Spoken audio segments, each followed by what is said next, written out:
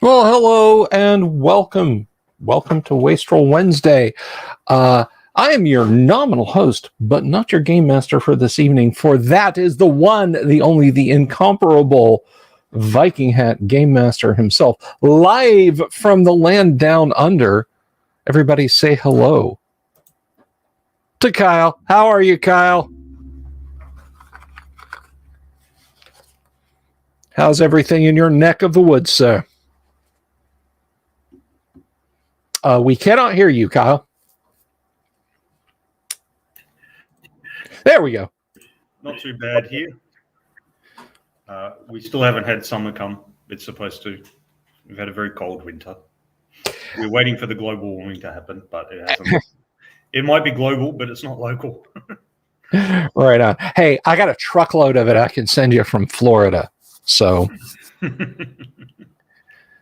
I'm glad you're back. Glad you're feeling up to par, ready to take us maniacs through some deep space hijinks this week. Hello, Winter Wolf, Tommy Dye, Dungeon Minister is out there. Wookie, greetings. Good to see you. Got a nice crowd out there. We got our gamers are filtering in to the green room. And so they'll be all joining us here in a second. And again, hey, if this is your first time stopping by, folks, if this is hello, Damien, if this is your first time swinging by, please click that subscribe button, click the bell icon for notification, give the video a thumbs up. And of course, you can support us on Patreon, on Subscribestar, PayPal Direct, and you can buy us a coffee. It's all good. And it goes to do fun things like keep the lights on in the studio. So that said, do you want to bring some folks in here, Kyle, or wait for the whole gang to queue up, or it's up to you, Mike. Bring them in one by one. I know at least one person is on his way home from work. Correct. Probably a second is on her way home from work as well. But as I said to them, everyone just talks blather for the first half hour anyway. Our online game group is no different to a tabletop one in that regard. Yeah, I started my Monday game, my big 11-person AD&D Monday game. I asked them if we could push it back to 9:30, not so I could get another 30 minutes of gaming in, so I could get 3 hours of gaming in. Yeah, has there ever have you ever? I've had like almost 40 years of gaming now. I don't think I've ever had a session where we just sat down and started playing. One single time we started at the exact hour, not counting outside of con, but even conventions, you get one guy spent too long getting his autographed Larry Elmore picture, and another dude just woke up and ran down from his hotel suite and he's half in the bag. But one time, and I was running G1, Studying of the Hill Giant Chief, and the party was about to throw down with no less than a dozen hill giants and probably thrice that number in ogres in this massive room battle. And I had it laid out with miniatures and everything. And everybody, when the last person got in, I said, guys, we got a humdinger tonight. Sit down and tell me exactly where your characters are and put your miniatures there. I mean, no preamble for that. And we went wall to wall. But in the 40 years that I have been gaming, that's it. That is literally it, the one time. So, yeah, I pushed back the Monday night game so I could get an extra half hour, not to game. I mean, yes, technically to game, but it still doesn't start at 9:30. It starts at 10, but previously it was starting at 10:30. So, I got extra gaming time. So, yeah, let's go ahead and welcome the fan favorite. Well, I shouldn't say the fan. Everybody's the fan favorite. Everybody out there is an audience favorite. But I would have to say one of our more flamboyant player characters, Tonka Todd, playing as Bubba, the bedazzling son of a gun. Welcome. How are you, Todd? Well, I tell you, if I was doing any better, I'd have to clone myself. Right on. Most excellent. And we have Razor. Razor, how the heck are you? I am doing very well, thank you. Now, have you rearranged things? Have you relocated your man cave? Because that's not the usual hobby apocalypse behind you like I've got, like you usually do. No, my main monitor is dead at the moment, so I rotated it 90 degrees to my secondary. I gotcha. Sorry to hear about the monitor. Requisat en pace to his monitor.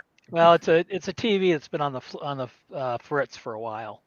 I hope it's a cathode ray TV.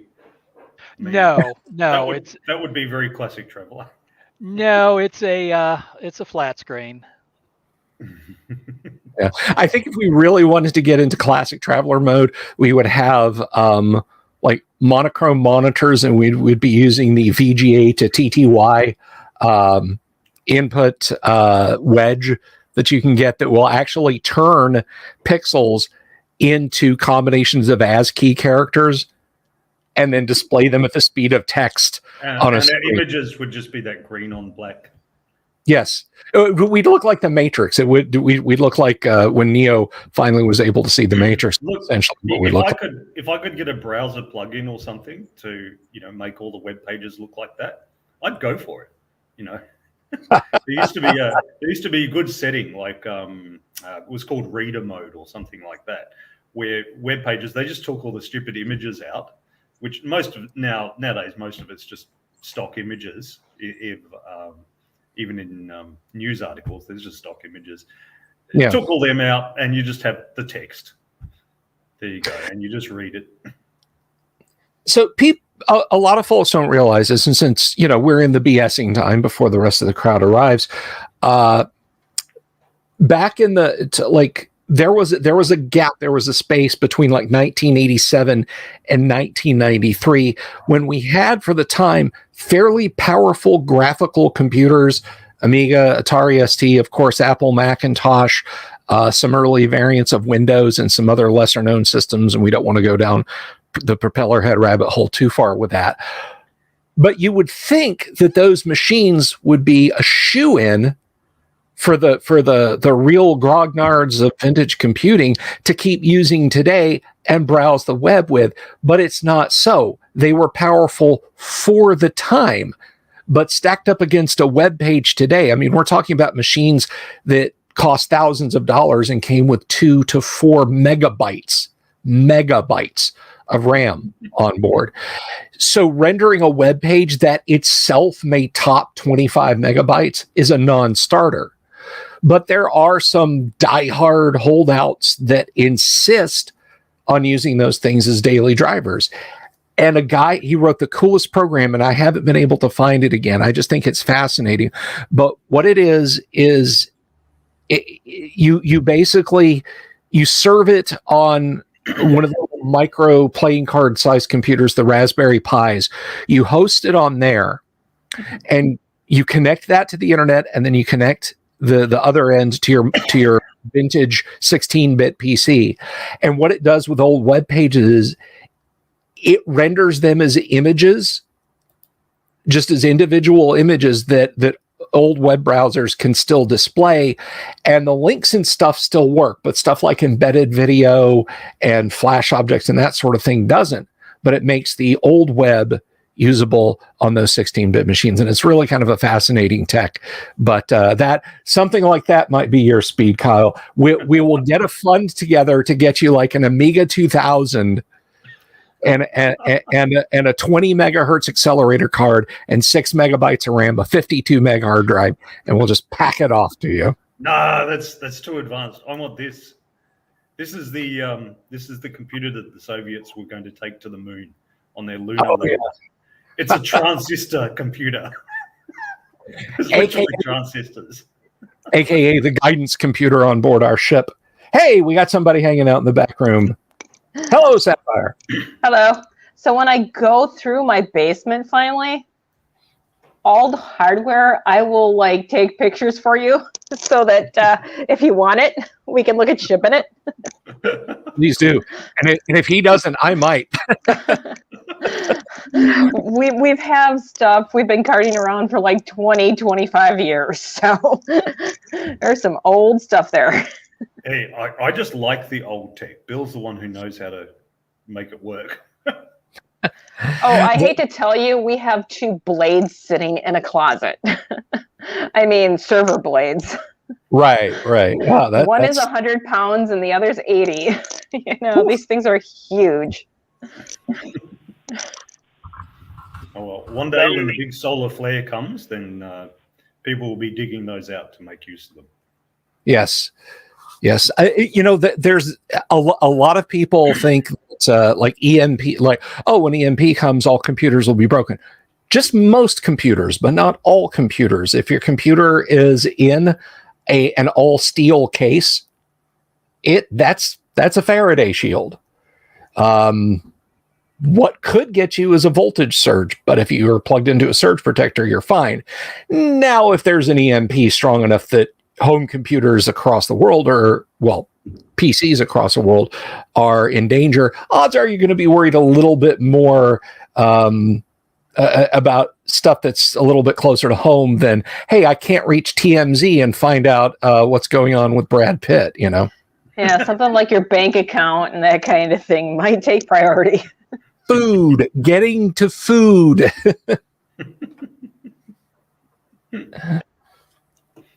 And the gas pumps won't work either, so we'll all be out of gas soon. Yeah. Right on. And then we just all start LARPing Twilight 2000. Y'all might be out of gas, but one stop at the Taco Bell and I'll be okay on the gas. And we'll all be there with you.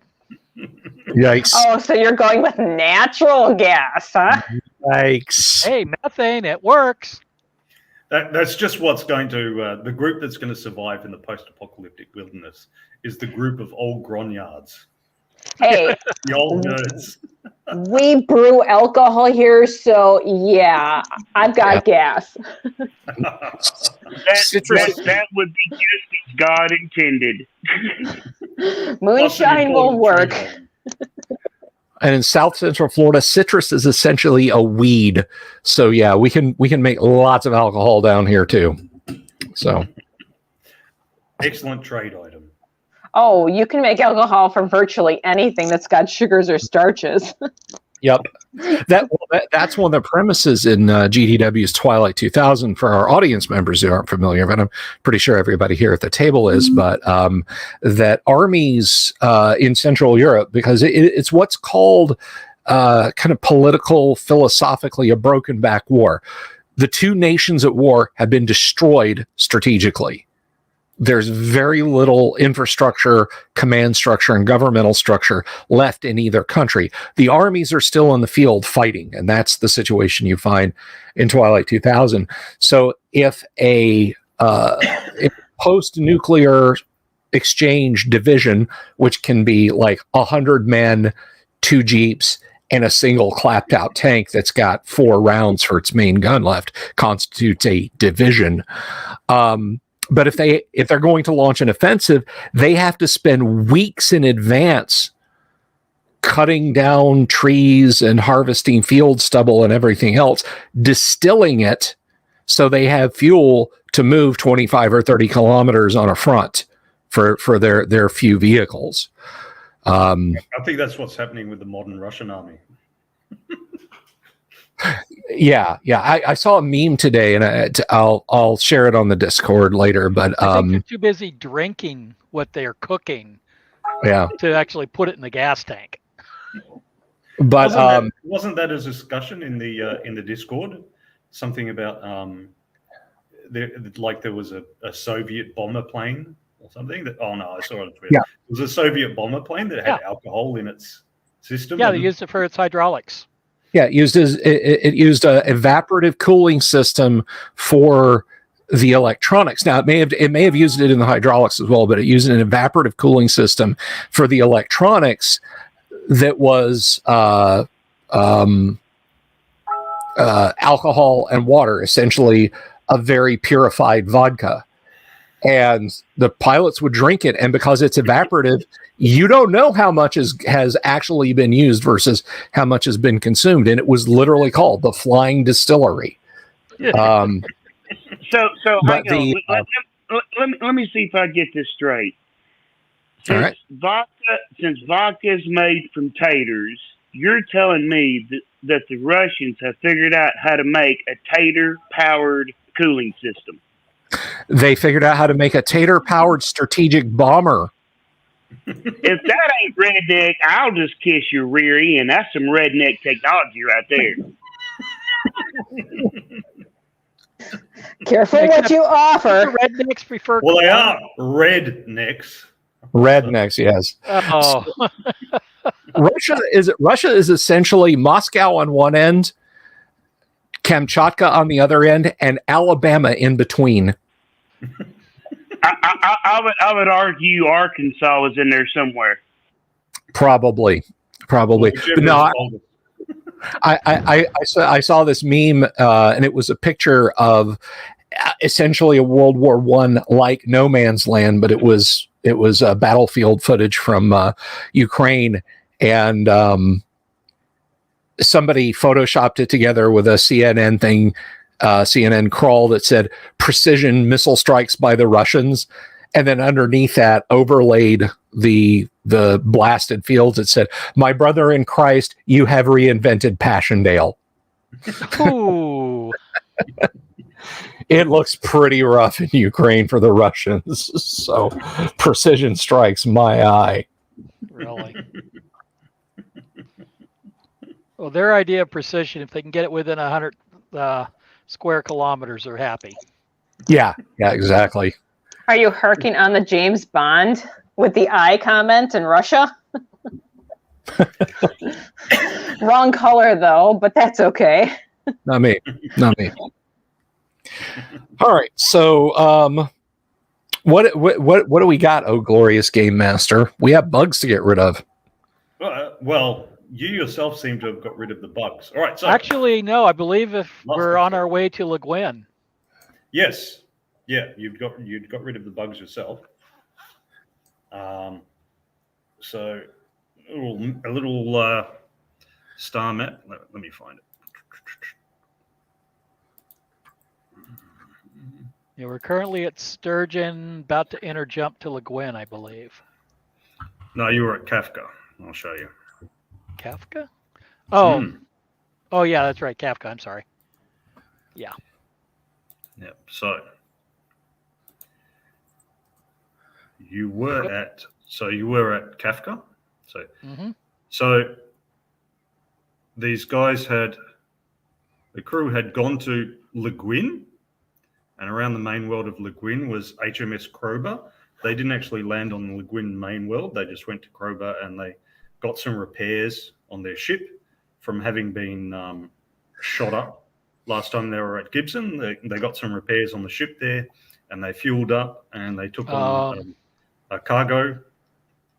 Yeah. I want to note there should be an Ursula next to LeGuin.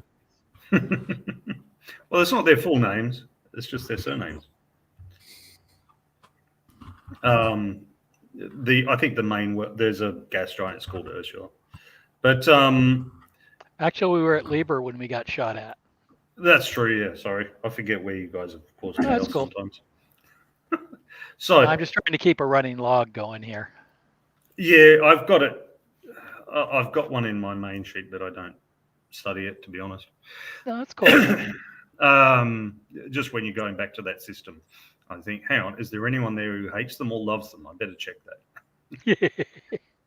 All right. You'd got repaired and refueled at LeGuin, taken on a cargo. You flew off to Kafka, didn't land, and on the way to Kafka, they discovered some little bugs crawling around their ship and some erosion on the hull. It seems that the bugs are eating parts of the hull, or they're eating something else, and they're excreting something that eats into the hull, or something like that. It's unknown. Anyway, they cleaned the ship very thoroughly. They put all the water, all the reaction mass, superheated it through the fission reactor so that it would kill off anything vaguely organic. And it seemed to be clean. And they took a little sample bug in a jar with them. And they're going back to Kafka because they've just got to jump one ship. Now, in classic Traveller, you jump 1, 2, 3, etc. And it means you can go that many hexes. They call them parsecs, but, it's just, the space is two-dimensional for simplicity. Back in the days of the Traveller mailing list, there were endless arguments over why it was two-dimensional when space is really three-dimensional. And the truth is just because it's simpler. Anyway, so they've just got to jump one ship, so they can't reach places like DeCamp and Chandler directly from Kafka. They can just jump one hex at a time. So Kafka's a dead end, so they were going back to LeGuin. And they thought, well, we can go to either LeGuin or Sturgeon. They decided to go to LeGuin so that they could inform them, hey, you did some bad repairs or you gave us some dodgy fuel or whatever was going on there.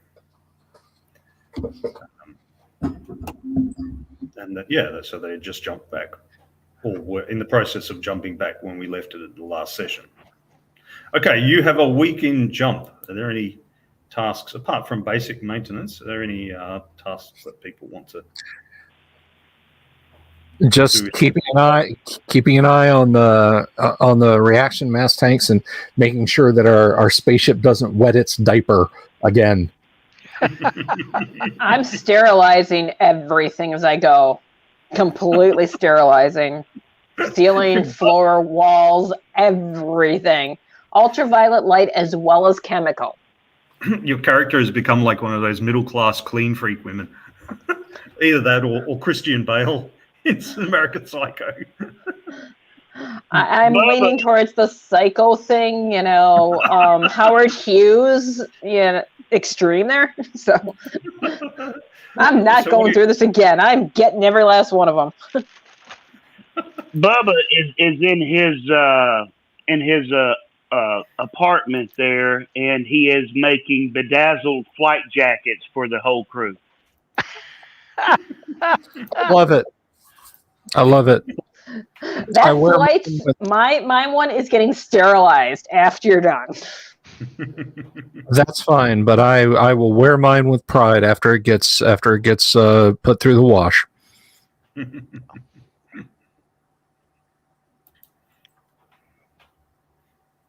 what have we got here? They don't have a huge amount of space in there. I'm also writing lists for everybody, and I'm posting them. Anything that comes on board has to be sterilized first. No exceptions.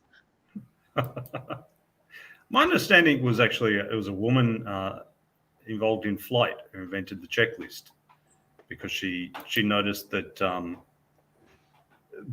most of the aircraft crashes that were happening were pilot error, and they were missing basic things that every pilot knew in theory, but went, yeah, I know that, and then they didn't do it.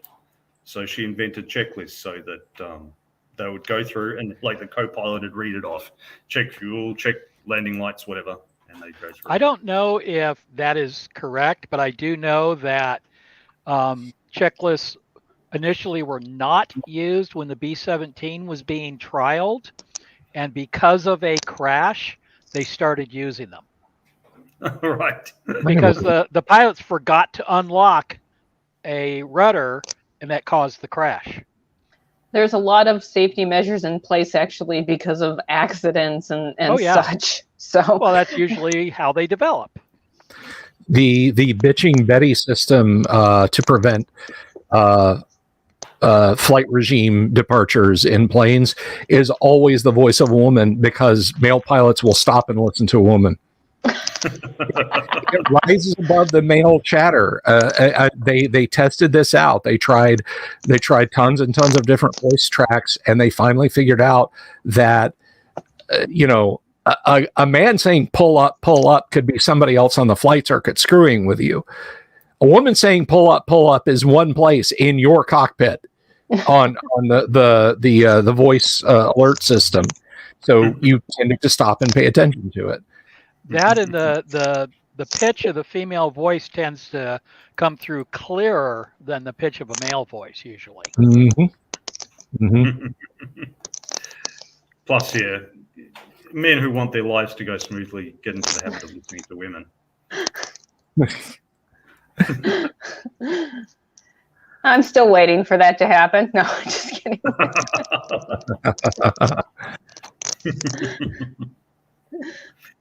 No, my husband does fly a plane. He's got his private license, so yeah, I know all about that because he does a lot of virtual flying too. So. Okay. Well, as I said, it's just what I've heard. I mean, I wouldn't know the fuselage from the wheels myself, but it's just what I've heard. You would at least know that. Well, that's yet to be tested, but no, but my basic thing is, checklists make sense to me, having checklists, and my understanding is that this was initially done on the insistence of a woman. She just came up, this is okay, what do you guys need to do? Right, let's do this, and then things went much more smoothly from then. See, my flying is hang gliding, so I didn't have to worry about an engine and all that extra stuff.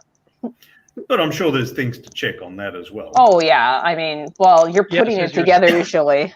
Is your safety strap connected? It's not a safety strap, it's a harness.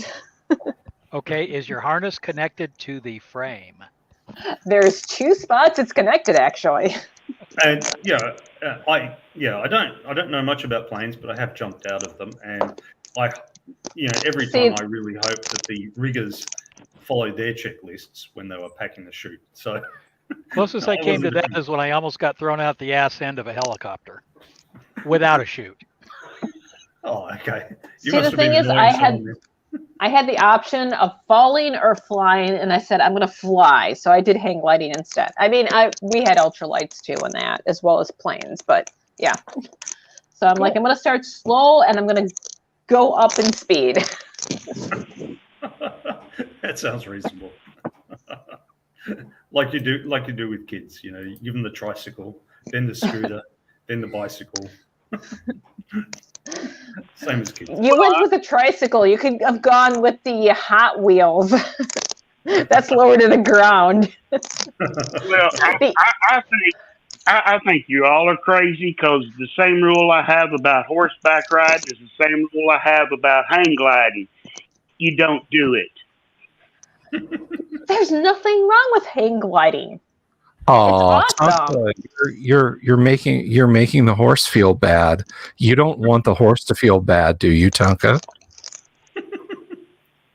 Maybe I do. That horse is mean. It bites anyway. No, it doesn't. All it you is just got a glue bad on the hook. horse. You got a bad horse. Okay. Roll a 1d6 bill.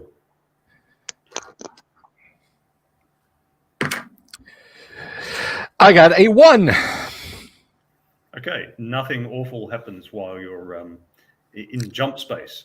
All right. You come out of jump space. You're going to roll a 1d6 again.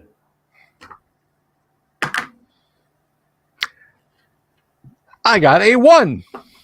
Okay. Nothing awful happens. Nothing awful happens. Now, random encounters. Roll 2d6. If I get a 1 this time, I don't know. I'm going to go play the lottery or something. Especially on a 2d6. Yeah, exactly. I got a 6. Alrighty, let's have a look.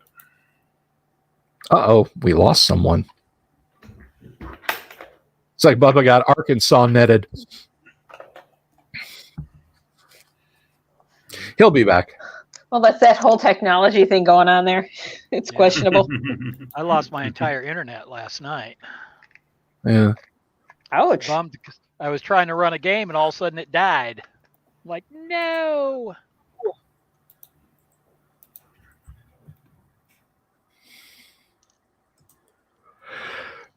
Okay, Mr. Game Master, a 6. In case I didn't say that. You did, but that's okay.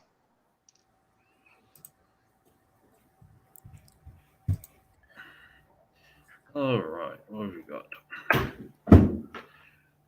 What have we got? Okay, all these cleaning material, all those cleaning chemicals that you've been using,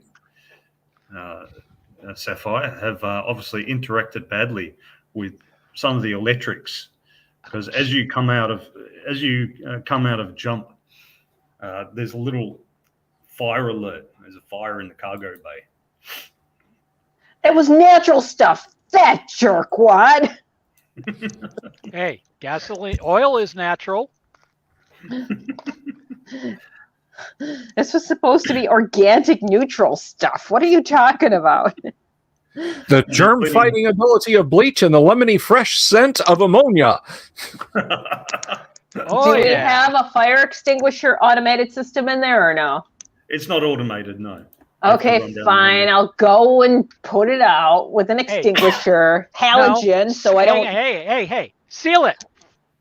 Okay. Blow the hole or evacuate the hold. All right. Why waste a fire extinguisher? All right. Why waste all the oxygen? But yeah, okay. No, you can pump the oxygen out. You don't have to blow it out. Yeah, while you're doing that, it continues burning, you see. It's actually quicker to just run down with a small fire Fine, run down with a fire extinguisher. I'll run down with a fire extinguisher, see how large it is, and then decide if I'm going to use the extinguisher or I'm going to seal and suck the oxygen out. How's that sound? Fair enough. Okay, so you go sliding down the ladders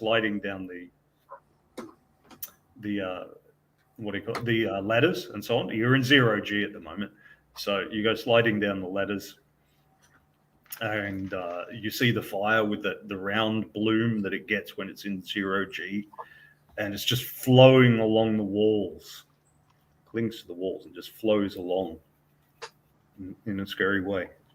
So, yep, make a mechanics check or electronics check to. All right, let me get that. All right, where am I? Here I am. My Traveler's on top of my Star Wars character. Okay. And I need 2 of these.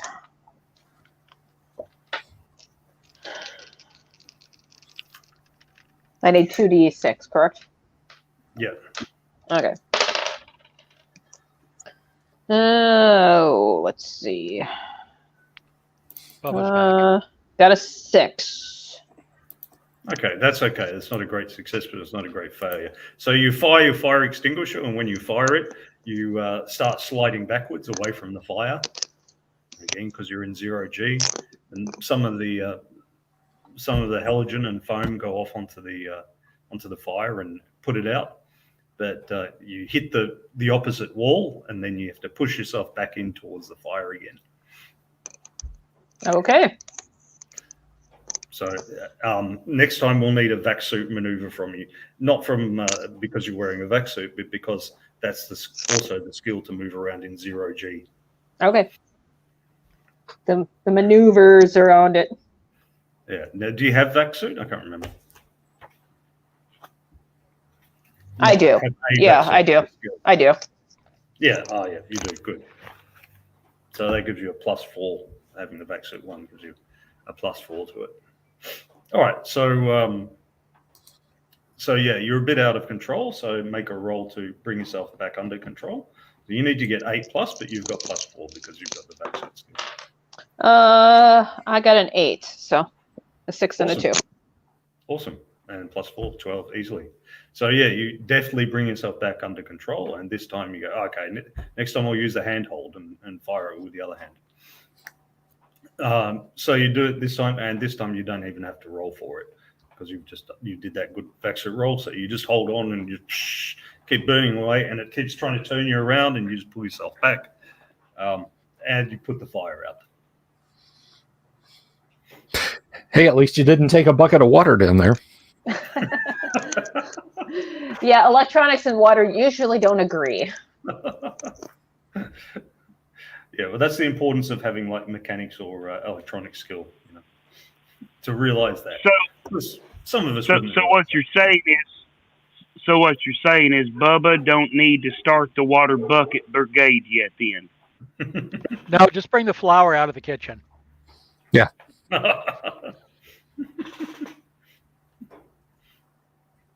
Alrighty, so there was that momentary drama that's now dealt with, and I dare say that sends a shiver down the spine of every spacer out there. Just the thought of the flames licking along the walls like that, behaving very strangely in 0G. Lawrence Fishburne spoke of it movingly during Event Horizon.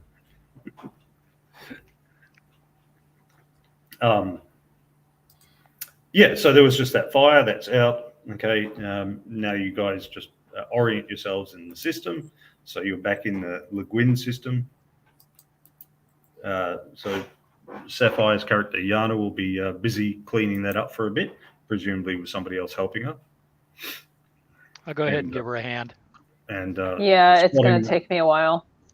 And well, yeah, Tammy's character is on with the electronics, so she'll need to spot the what the fire was. By the way, she's at the doctor, so she may be late.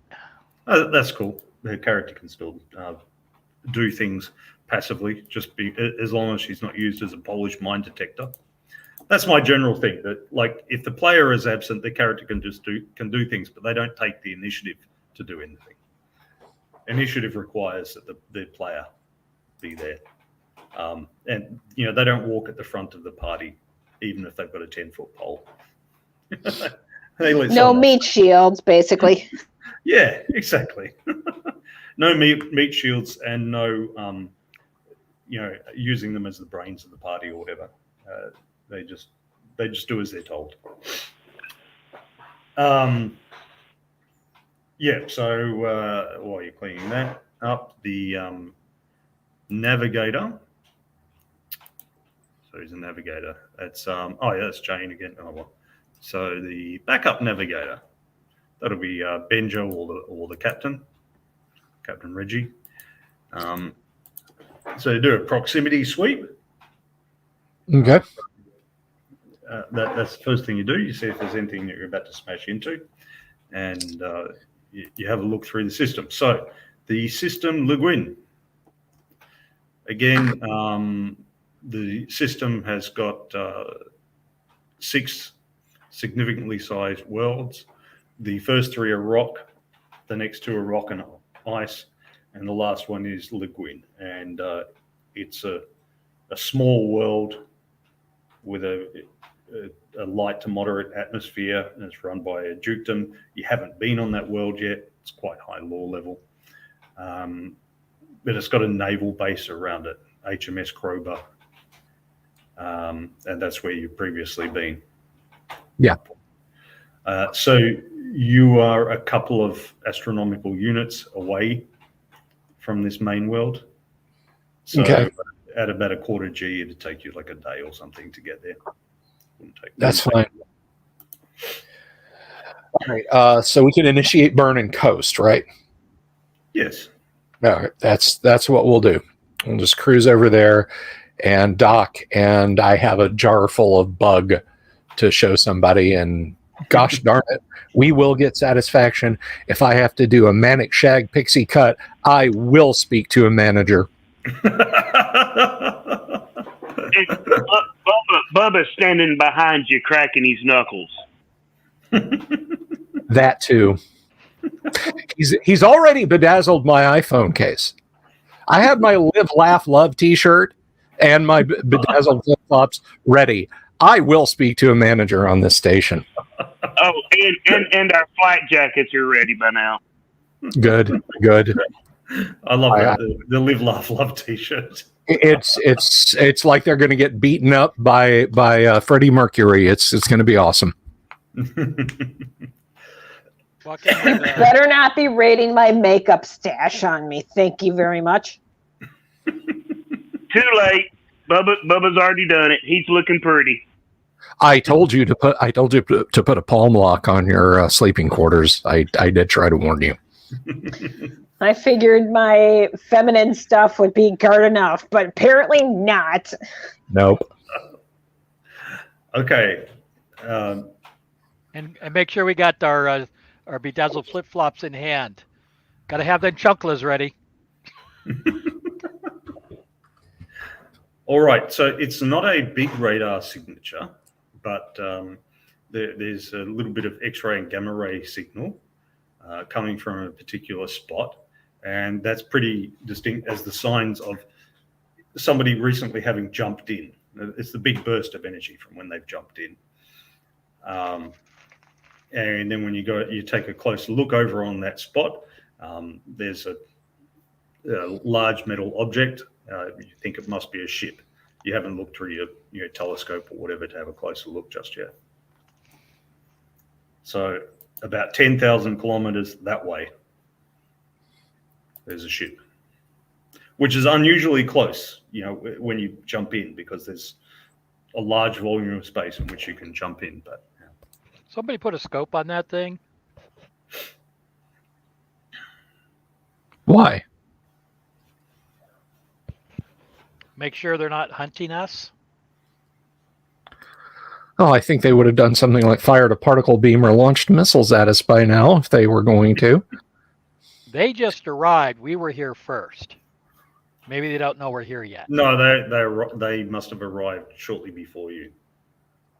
I mean, hey, we are one big happy fleet here. Anyway, yeah, I'm gonna zoom in on that guy and ping him. Who are they exactly there, Mr. Game Master? Okay, so they're a ship, a large metal ship. It's dark. The engines are off. The reactor is off. And they've got several large holes in their hull. Really? Yes. Do I recognize the ship configuration, Mr. Game Master? Well, it looks like some kind of freighter.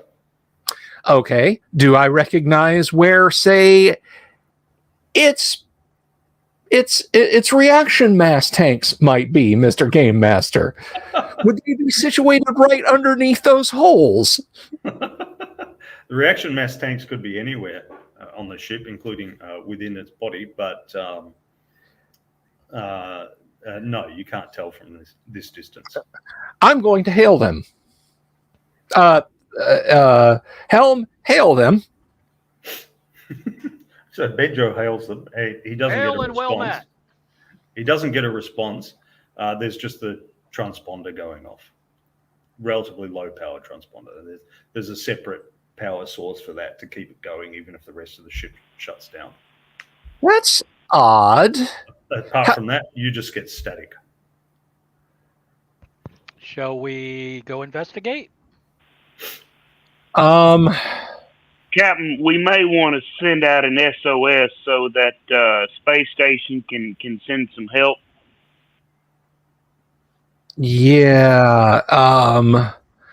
You know what SOS can also stand for, though, don't you, boys and girls, fellow crew members? Someone salvage. Now, I don't want to be crass. I don't want to assume the worst. Hey, if they're all dead over there, it's ours. That's a little blunter than I was going to put it, but you raise a valid point. I'm not the one who said it. He is. But guys, we could be. After all, how did you get your current ship in the first place? We found right. it. Hell, bring us. The inhabitants weren't all dead. Not until they chased you down later. True. Bring us alongside. We don't know for sure if they were inhabitants or not. Say, bring us to about a quarter click, and now, Kyle, I'm not being funny, but do we have anything like a signaling lamp or like a semaphore? You've got exterior spotlights and things. Okay, like a semaphore laser. If something breaks down, I want to get close enough to try and use that and ping them to see if we get any response. Okay, Ricky's here. No, it's all alive. Welcome, mate. They're all still alive this stage. They've jumped back to LeGuin. They had a little fire in the cargo bay.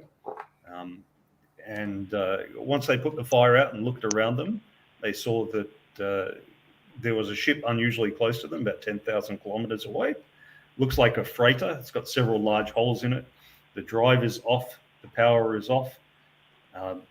The lights are all off, apart from just a few, little warning light type lights. And there's only the transponder going on. Apart from that, it's just static. They're deciding to pull up alongside it. Do we have sensors? And nobody answers your hailing. Do we have sensors that can detect life or anything like that on the ship, or no? No, you just think of what we've got today. So you've got heat things, but the whole thing is relatively warm compared to the rest of space, because the rest of the space is okay. Do we have Wi-Fi that we can jack into their ship to see if they have cameras or something going on there? No, the closest you have is the drones that you send into the reactor. Well, yeah, we could send. So you could repurpose them to send them out. Yeah. I think we should do that. Is there any one cabin? Are there any cabins radiating more? So, you said the vessel itself is radiating heat, right? Yeah, but not an unusual amount of heat. It's just relative to, because space is minus 270 centigrade. Yeah. So even if it's room temperature, it's like an oven in comparison to the background. Yeah. Well, but the fact that it's radiating heat is a good thing. It means that they haven't had a mass decompression, like depressurization inside, because then it would vent all the heat. Yeah, but even if they had, it's still going to take a few days for the thing to cool down. Yeah. To the temperature outside. So, but there's no part of the ship that appears warmer or anything like that. Well, just the reactor area, but the reactor's off, but it's obviously still. It's still hot. It's still hot. Yeah. Okay. I defer to you guys. That was about the only other idea I had was to scan it with heat sensors. Yeah, like I said, we're going to pull up about a quarter click away. We're going to try a visual signal. Semaphore laser, flash our nav lights at them, something. And if we don't get a response, maybe we go over and we see if we can render assistance. I'm going to go ahead and suit up in my vac suit. Yep. All right. Hey, Ken, you can shine a flashlight on our bedazzled flight jackets. I bet that'd get their attention. I'd rather send a drone over there first, to be honest, but. We have 2 party members that have vac suit as a skill? I have vac suit as a skill. I have it. And I have it. Okay. So it sounds like y'all are going to be going over for emergency recovery. How is Bubba a Marine and he doesn't have vac suit? Because we fight on the ground. We leave space to you space squids.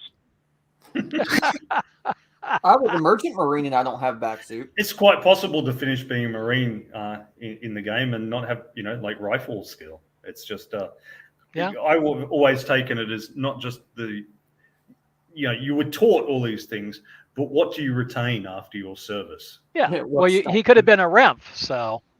Yeah, and I mean, people who've anyone who's done any kind of course, university, whatever, can you? I mean, you just think of high school. You might have done calculus or essay writing at high school.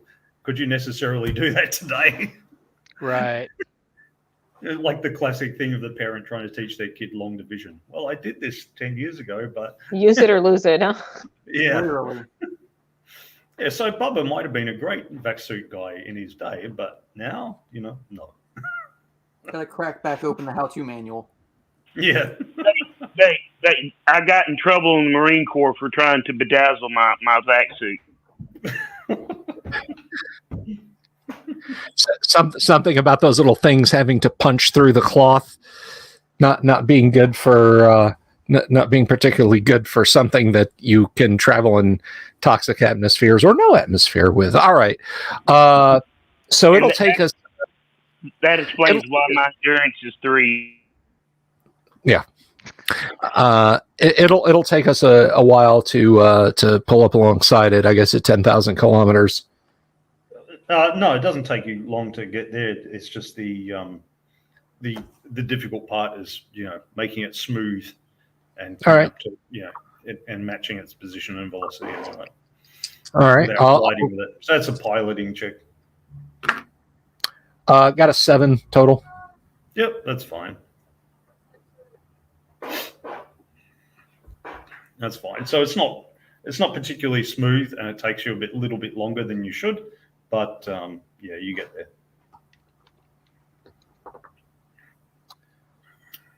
Alrighty. So now that you have a closer look, the holes in it the holes that are in the thing look very much like what you get from laser and railgun shots. Oh, okay. Not bugs, but laser and railgun shot. Well, yeah. Are there any visible turrets on this thing? No. Okay. It's a freighter. It wouldn't happen to be the free trader Beowulf, would it? Well, you don't know. The transponder. The transponder. You'd have to go and look up the books to see. Somebody else left Lieber after us. So, who wants to stretch their legs and get a breath of fresh air with me? I'm set. All right. Only I'm going over armed. I'm still cleaning. I am cleaning. Oh yes, we are. I am very clear on that. Anyone who goes over to that ship, you're going in battle rattle. You are packing heat. I'm going to sit on guns, but just to intercept in case whatever did this comes back. Good idea. All right, Miss Quinda, shall we go see our erstwhile neighbors and see if there's anything left of our erstwhile neighbors? Let's go do this. All right. Do we have maneuver units, or are we just pushing off the side of our ship and gliding over, Kyle? You just glide over. You've just got the G-pass. So. I'm going to hook up, make sure I got a safety line hooked up before I leave our ship. Yeah, that's part of vac-suit skill. We assume that when if you don't have the skill, then was I supposed to do that? Oh, okay. I've had game masters that say unless you said it, it didn't happen. So I'm making sure to say it. That's the arsehole GM way of doing things. My thinking is if you have the skill, that means that you know how to do the basic things without it being said. You may or may not think to tell someone else to do it, but you have that skill. And if you don't have the skill, though, then you have to stay because your character might not. Oh, it might be the first time in their vac suit or whatever. Oh, you mean there's a risk that I'll become an independent satellite of this star? I need to lock this so that the oxygen doesn't escape out. Yeah. Put your helmet visor down. I'm going to hand both of you emergency fire extinguishers. Rudimentary EVA. Well, worst comes to worst, if you get untethered or whatever, you get a couple good pulses, and hopefully it'll be enough to kick you back in the right direction. Yes. That was in a movie, and I can't remember which one. One of the James Bonds, maybe? Titan AE. There's a scene in Wall-E. No, it crap. I can't remember. The Wall-E one. It was Titan AE that had to. It was the cartoon movie. They had to evacuate the ship, and the guy told the other human to breathe out all your air. No, it was the one that she was in space, kind of by herself for like the longest time. I cannot remember it though. Oh, the one with the one with what's her face? Gravity. Yes, thank you. Yeah, I don't Sandra Bullock. Scene, but yeah. Yeah. I remember a review of Gravity based on the science involved, and they said, it's terrible because she doesn't do the pre-breathing that you have to do for hours for the spacesuit. Because for those who don't know, crew or our audience, the spacesuits are not filled to a normal atmospheric pressure because otherwise you wouldn't be able to move. You wouldn't be able to bend the joints and stuff. They're filled to a lower than atmospheric pressure. But your body has to adapt to that, just like going up to altitude. So they spend some time pre-breathing pure oxygen, and it's like 45 minutes or something like that. So they can't just jump into spacesuits. They do all that as well when they get into spacesuits, because they're not going to have the opportunity to just unzip to go to the toilet or something. They wear nappies. So it's not just slip in and out of your spacesuit in your panties and your crop top like Sandra Bullock does. But not many people want to sit there for 45 minutes watching Sandra Bullock pre-breathe and then get into nappies. Some people are into that, and we judge them. But most people are not interested in seeing that. Kink shaming is our hard kink, so Yeah. So, but we don't go into all those gruesome details, and we just assume that you can get in and out of space. They've changed there's been enough advances in material science that you can have space and you have suits plumbing that you can plug into. Jammed. Yeah, something like that, whatever. We're not really interested in going into that. Like I was reading the Artemis, if necessary, it can have an endurance of 20 days, even if the cabin is evacuated. And you just think of the poor bastards sitting there in their spacesuits for 20 days. Oh my God, you'd smell like a foot forever. It would just be so miserable. You'd live, but you might not want to. So, how much dust would be in those suits after you got done? Well, think about the Fremen, right? And their still suits. Same thing. Yeah, that would be manky. Oh yeah, the smell that would come off you. I'm good. That's why they've got the force shield. It's not just to protect them from bullets; it's to stop the stank getting out. Well, it's like Siege Tabor, right? Or any of the Sieges. It's like, no thanks, I don't want to visit. Why? Because I can smell the feet the moment I walk in the door. It's full body foot. It's like any medieval city, okay? A medieval city is going to smell like smoke. Isn't that why they invented perfume? Or you could just say New York on a Tuesday night. No, that's New York on any night. This is why I don't go to New York. Anyway, alrighty, so you make your way. So who's going? Who specifically is going? I am going. Quinda is going. Yep. Are you going too, Sapphire? Jana? No, I am cleaning the smoke and fire damage here. Okay.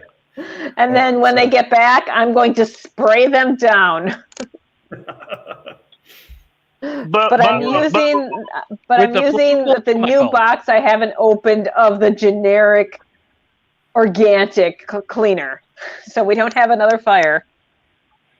Bubba will stand guard at the safety line in case they need to be pulled back in a hurry. Fair enough. Okay, so So you go to the ship. None of the laser or the railgun holes are big enough to enter. You go along and you peer into them, and you just see the interior of the ship. You see the cargo bay area with standard cargo containers in it, and the odd spanner floating around in 0G. You see some ice along the various piping in there. You know that you're all spacers, so you all know that when the water's suddenly exposed to vacuum, about half of it evaporates off, but the other half turns to ice. So if there's any broken pipes or anything like that, that's what you get, and just coated in ice, especially around where the crack was.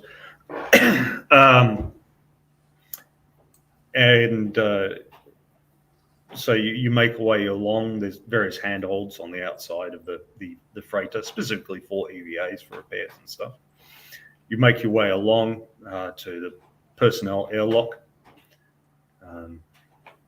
which can be instituted from outside just manually. You just wind along. Well, start opening it. Yep. So, you start opening it, make your way in. Now, are you just going to open the interior airlock, or are you going to close the one behind you? I would say we should close the one behind us just in case we're going to have to recover our safety lines. Mm-hmm. So Bubba's going to have to release us. Yep. Well, you could just unhook on your side. You've just got carabiners. Okay. Yeah. So you could just unhook on your side and then put the safety line onto one of the hooks on the outside. Okay, so it'll be there. Go ahead and do that. And you slide yourselves in. Yep. And it's a normal personnel airlock. It's a couple of meters by a couple of meters by a couple of meters. There's a couple of spare space suits sitting on the walls there. Bit of graffiti that people put there while they were sitting there bored and pre-breathing. Okay. Once we're inside, go ahead and close the outer door. Rude drawings and things. Yep, and close the outer door. There's the odd droplet of water in the air.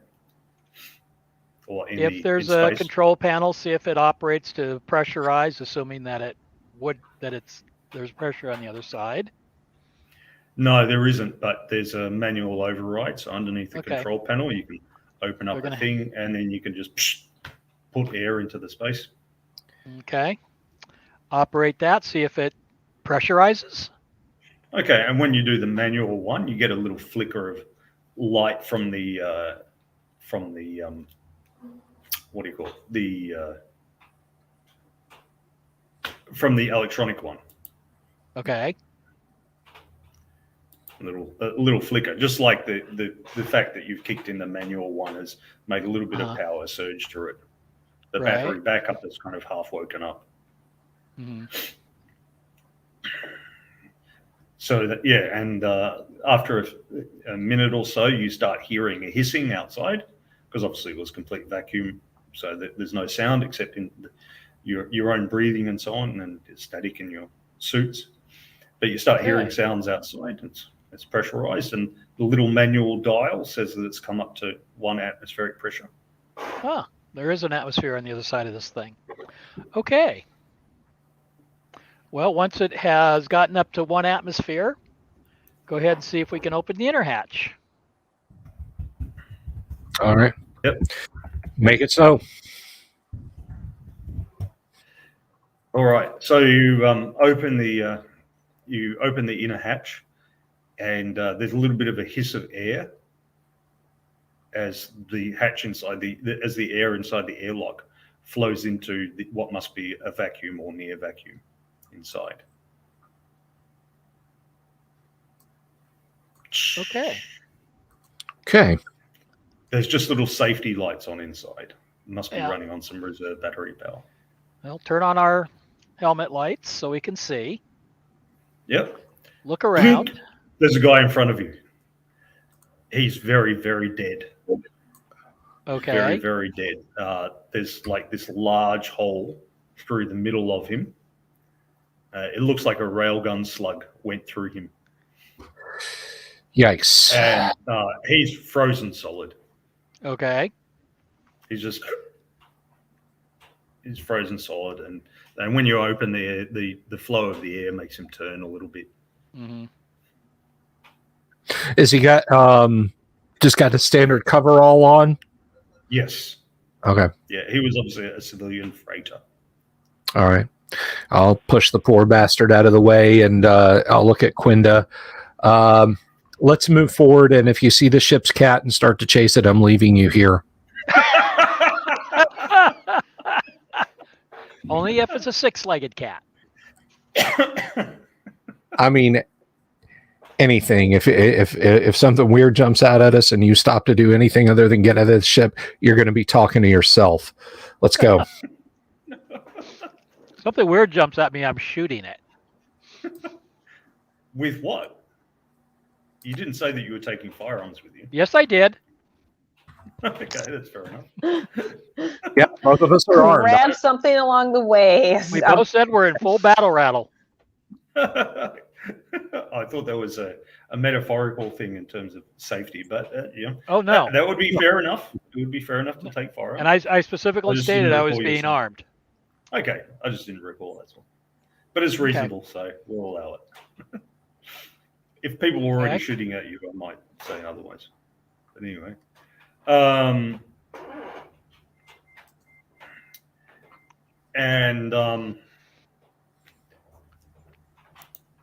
just answer Volcano's question.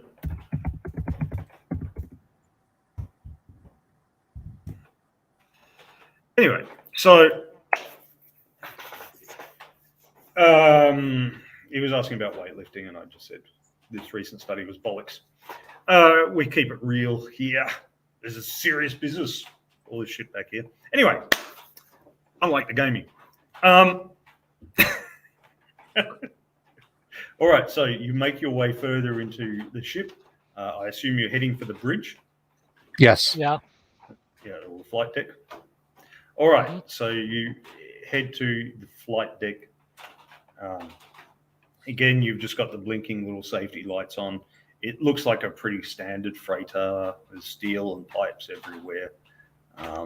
Normal grating, different levels. It's the same. It's a tail-sitting ship, though it would one like this would never land anywhere. It's too big. It's not aerodynamic. It would just dock with stations. So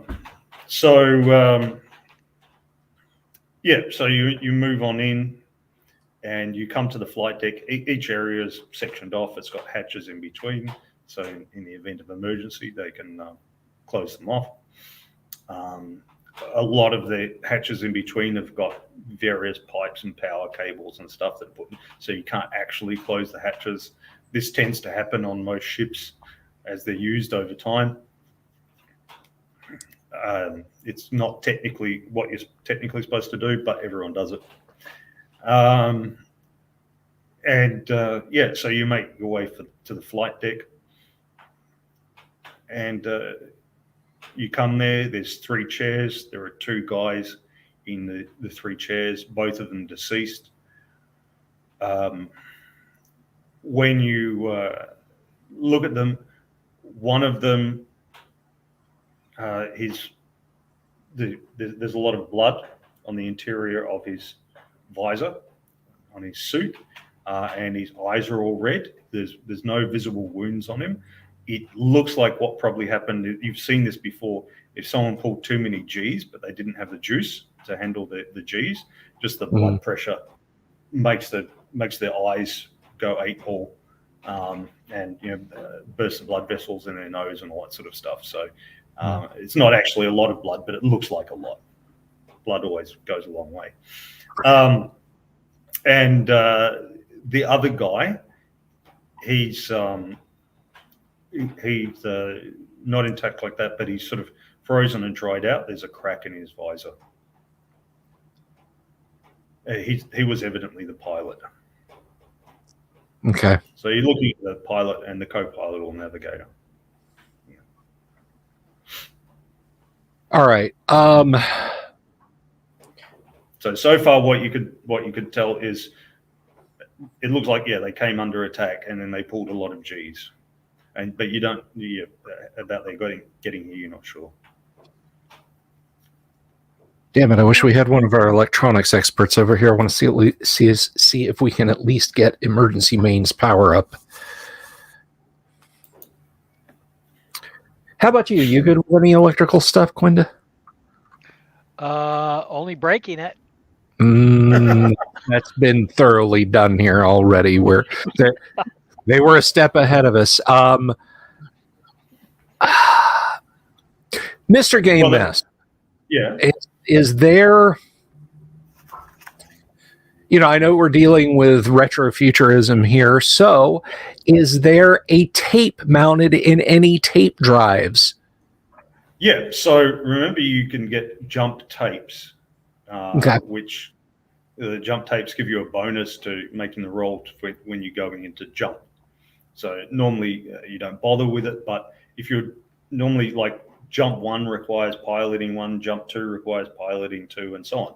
But you can do a bigger jump if you've got a jump tape that gives you the exact coordinates and so on. And it gives you a bonus to your roll. And normally calculating your own course takes a lot of time. But if you've got a jump tape, you can just slot it in and then go.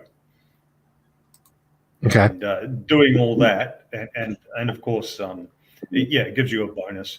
And remember, if you're within 10 or 100 radii of the thing that you're jumping from, there's a chance of a misjump. This chance is reduced if you've got things like jump tapes and that. There's jump tapes as well as transponders. There will also be black box that will record all the recent conversations and meter readings and so on. Okay. I mean, that's what 1960s technology or something. So it was on metal foil tape as far back as like 61 or 62. So this would definitely be magnetic. So I'll pull the jump tape. I'll pull the black box. Now, I'm guessing in classic spooky science fiction trope, there's probably reams of green bar paper just floating in on breeze around us, right? Yeah, there's bits of paper floating around, and the odd spiral screwdriver and nut and bolt, and little panel from from the electronics that's come off. Anything that looks like a manifest floating in the debris.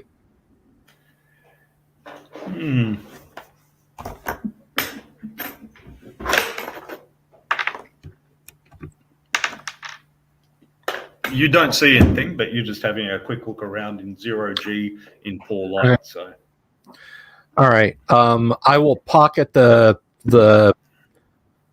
jump tape. I'm assuming the black box again. If we're going by this standard, is probably about 1 foot by 6 inches by 6 inches, right? Yeah. Has a handle where it slots into the rack, that sort of thing. All right. I'll bungee that to the side of my suit and look at Quinda and say, let's get aft and see what the hell was so important that these people had to die for. Roger that. All right. We'll lead the way down to the cargo bay. You lead the way, so you go past the 2 dead guys still strapped into their chairs on the bridge, and the guy still floating there just outside the airlock, just inside the ship, the airlock. And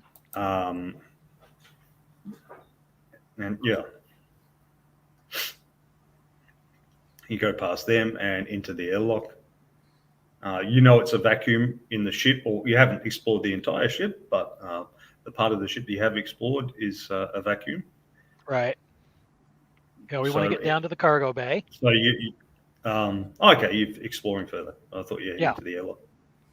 Oh, no. We want to go check out their cargo. Okay. All right. Although if we do pass a crew quarters section, I at least want to stop and stick our heads in.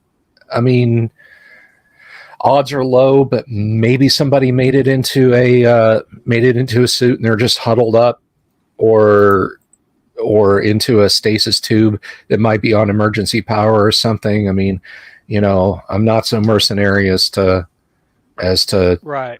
If there's cold sleep. If there's cold sleep. What about a game master? Anything?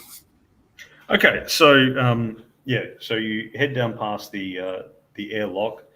You go down to it's obviously a work level where they do, they've got their workshops and their various electronics, mechanics, and so on workshops where they do repairs on the ship and all the rest. You go further, and there's a crew level. It's relatively similar to yours. There's space for 12 crew. A freighter like this wouldn't have a lot of crew because they don't need gunners and things like that. They'd normally just have half a dozen. So it's obviously ready for people to book middle passage. You find one other dead guy. It looks like he was just exposed to vacuum at some point. If they came under fire, they weren't, apart from their flight deck, they weren't in vac suits. So you find that one other dead guy. Apart from that, you just, at a glance, you just see normal personal effects in the crew quarters and the galley. You go further on, and there's a cargo bay with a lot of standardized containers. Okay. And then further on will be the reactor. The reactor and the jump drive. Checking radiation strips or any indication, anything like that, anything in the red here near the reactor door. Yeah, it's a bit higher than normal. That goes with either damage to the reactor or with the drive being blown out. And you believe the drive's blown out. You don't know if the reactor's damaged as well. Okay. All right, let's take a look at this cargo.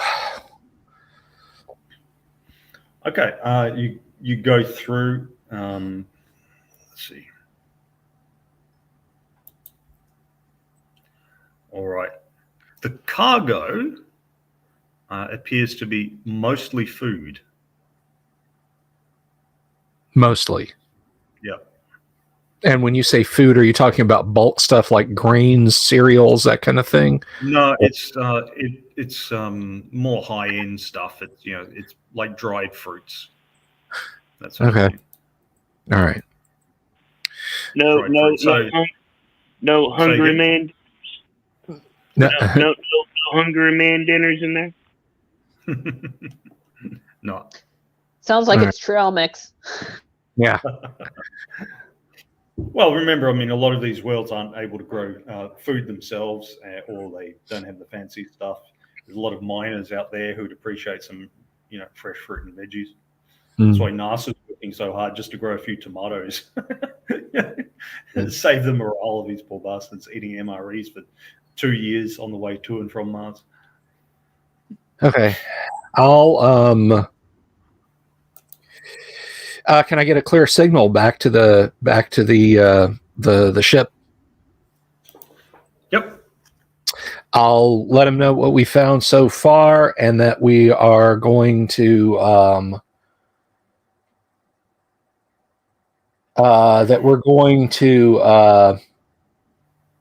move the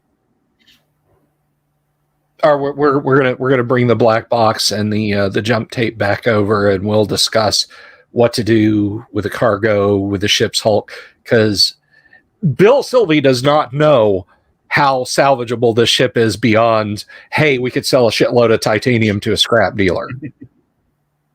I don't know if my character would be like, oh, blown dry, that's 2 weeks in dry dock, we can sell this ship and get this one fixed, and then we're on the move. Or if it's like,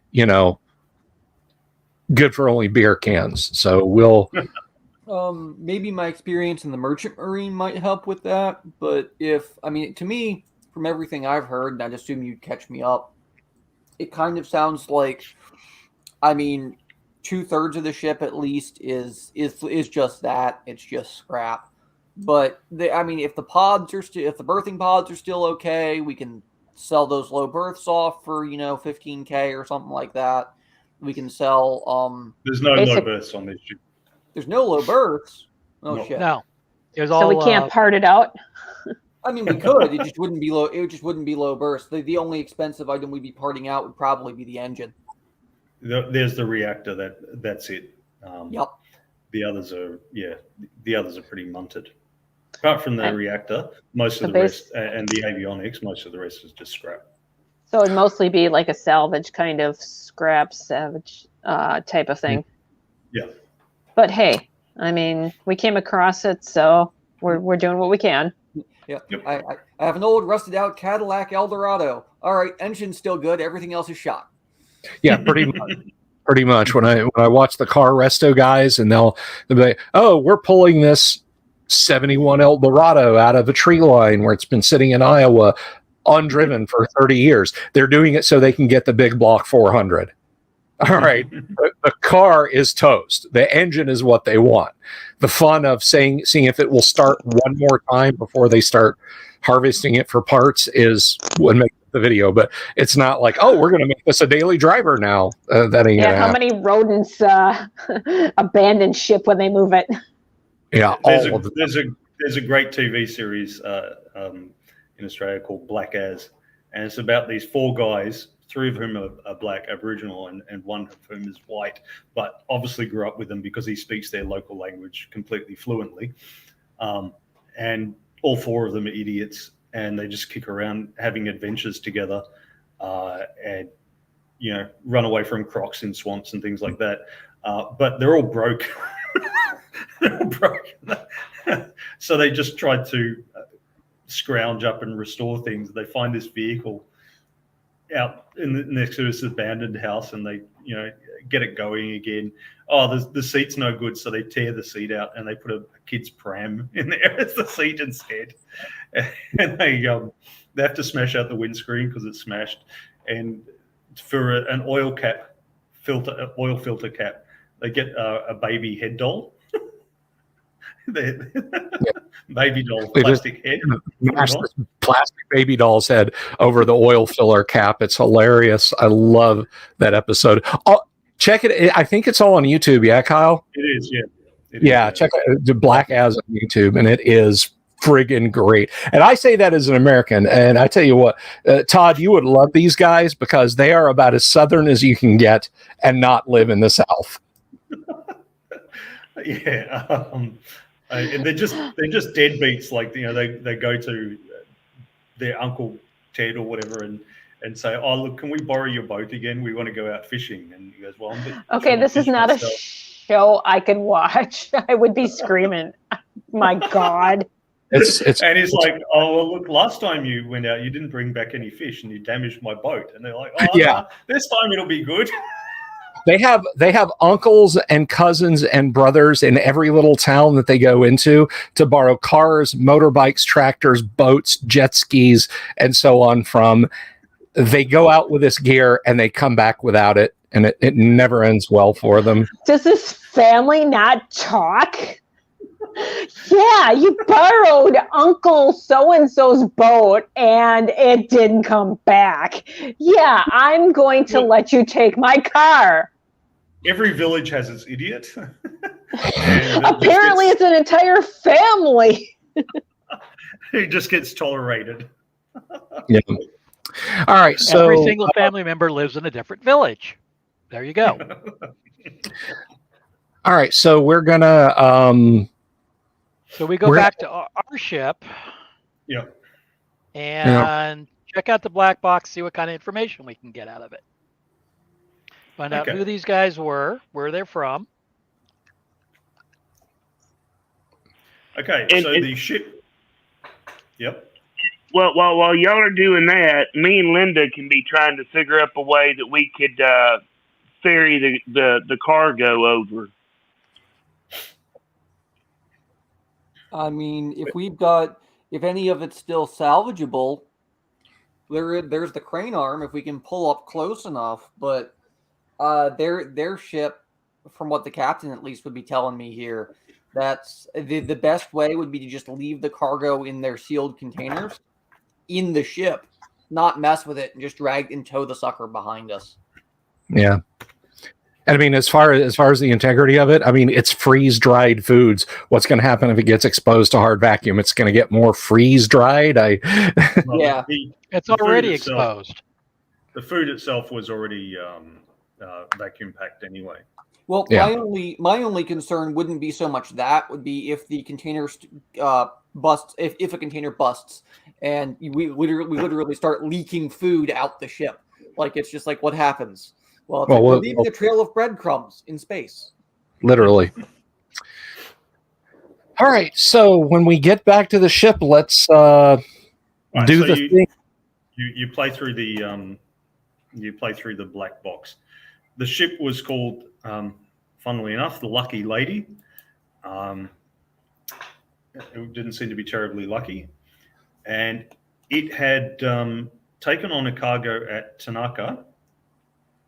And Tanaka came under attack from Union forces. And so it took off in a great hurry with only half of its cargo loaded.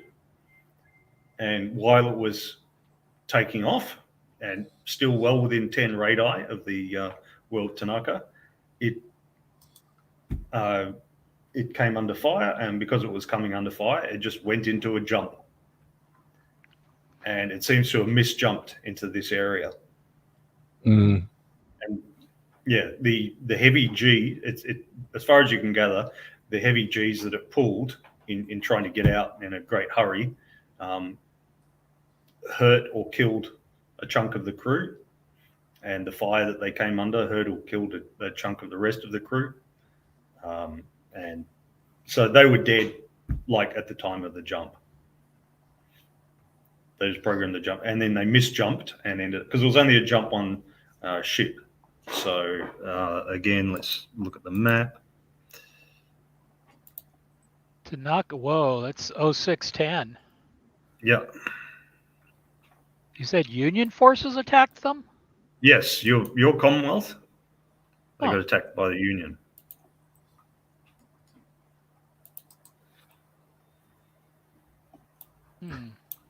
Looks like there's now going to be a hot war going on around this area.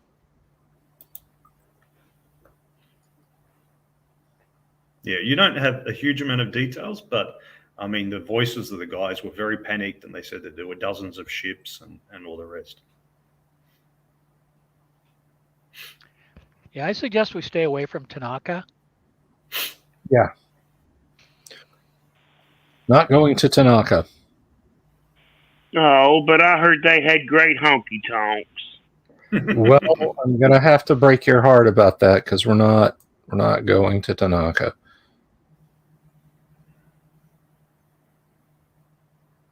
Wait, what's the name of that planet, Captain? Tanaka. You're welcome. Now, Anyway. is LeGuin a Union or a Commonwealth planet? All the worlds you've been to are officially Commonwealth. I mean, they're mostly independent, but yeah, they're officially Commonwealth. Okay. All right. So I guess the next question is, what do we do as far as towing this thing?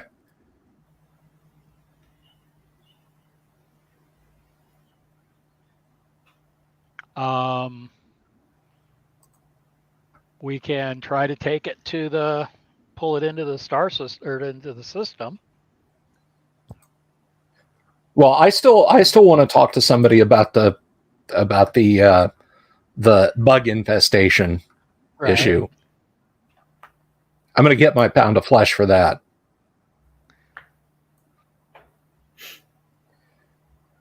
Well, there is a Navy base here.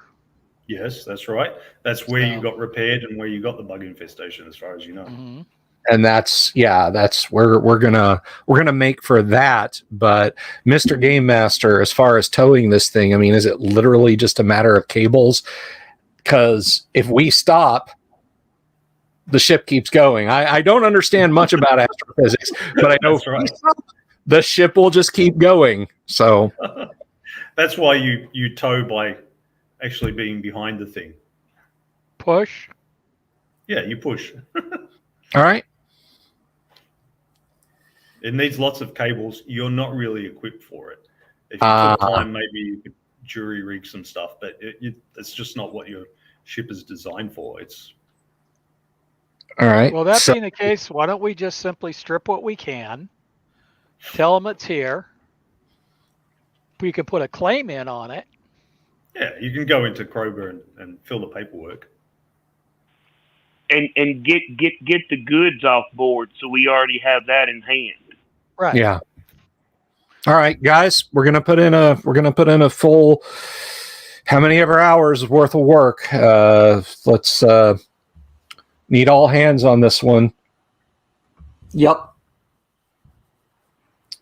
So Can we'll we go rig up like a cable system that we just pull things through quickly? Well, and you've got the cargo arms and everything that you use normally. You normally use them under gravity, but they work in zero as well.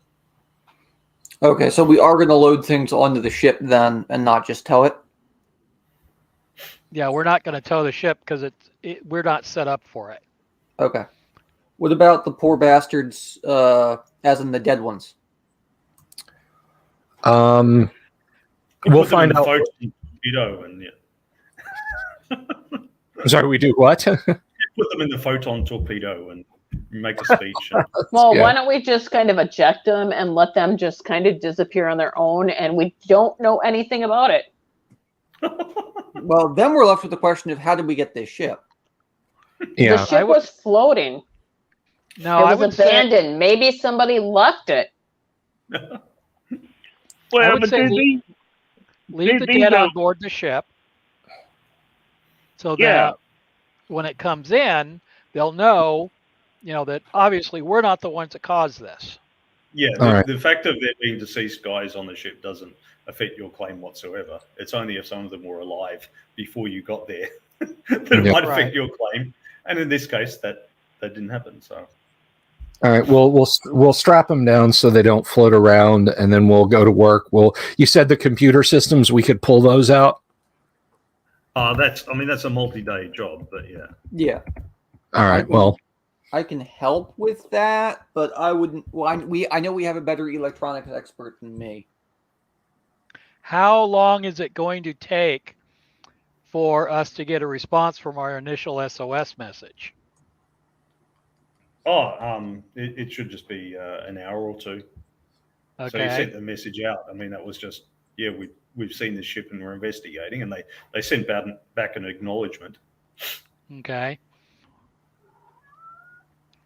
What we would probably want to do, Captain, is give them an update of 4 crew members found dead. Ship is received damage from gunfire. No living crew. We are beginning salvage. all right. Go ahead and send. If they want the black box, they can have it. Is the jump tape compatible with our systems, Kyle?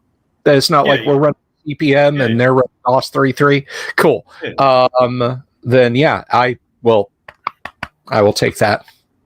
We're keeping that. That's official salvage. Well, it's not a universal one. It's just it was designed to help them jump from Tanaka to Vonnegut.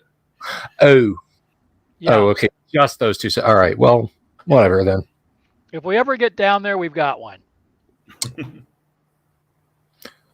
All right, let's get to it. Yeah, because that's a jump 2. Yeah, it was jump 2, but they've only got jump 1. So having the jump tape, they were hoping that would make it easier. But as it was, they jumped within the radii of the ship, so of the world that they were jumping from. Mm-hmm. So they ended up with a misjump. Right. As soon as the cargo comes on board, I sterilize it and UV it as it comes through, just to be sure. It's been exposed to the hard radiation of outer space. It pretty much can't get much more sterilized than that. I don't care. I'm still doing it. Yes. But Reggie, remember that there was the first roach erosion that you saw was in the outside of the hull. Yeah. I'm still doing it. That's fine. She's out there furiously polishing dehydrated apricots one at a time. Not that bad. I've got the blue UV ultraviolet rays going over each of them. One at a time. I do not blame you in the least. Bubba will play a very tasteful funeral dirge on his bedazzled bagpipes for the dead. All right. How long does it take us, and does anything go awry while we do it, Mr. Game Master? Okay. So this isn't an optimal setup, so it takes you at least a day to take the cargo on board. And you end up with 30 tons of various fruit, meat, and spices, and it has an average price of $3,000 a ton. That's the average across various systems. It might be more or less here and in other places, but yeah, 30 tons of meat, fruit, and spices. Alrighty. Grab the extra vac suits that they had on board. Somebody record that. I just did. Yep. Okay, there were 2 vac suits that were sitting in the airlock. Apart from that, the other vac suits were in the deceased crew members on the flight deck. Leave those alone. Okay. Are there any personal effects or anything like that that's worthwhile? You want to steal their jewelry? Were there any small arms on board? There's a letter. There's a letter from a little girl. I didn't say I was stealing it. I just wanted to see what they had, if it's worthwhile. They had no firearms on board, save for a flare pistol. Okay. And they, as for personal effects, just roll 2d6, Sapphire, and see if they had any valuables. A 9. A 9. Okay. Somebody had a 9,000 credit Rolex watch. All right, we're taking the watch. They're not going to miss it. Nope. It doesn't need it anymore. They no longer have a care about time.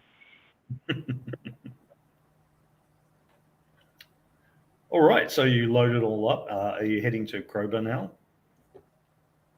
Heading to the naval base? Okay.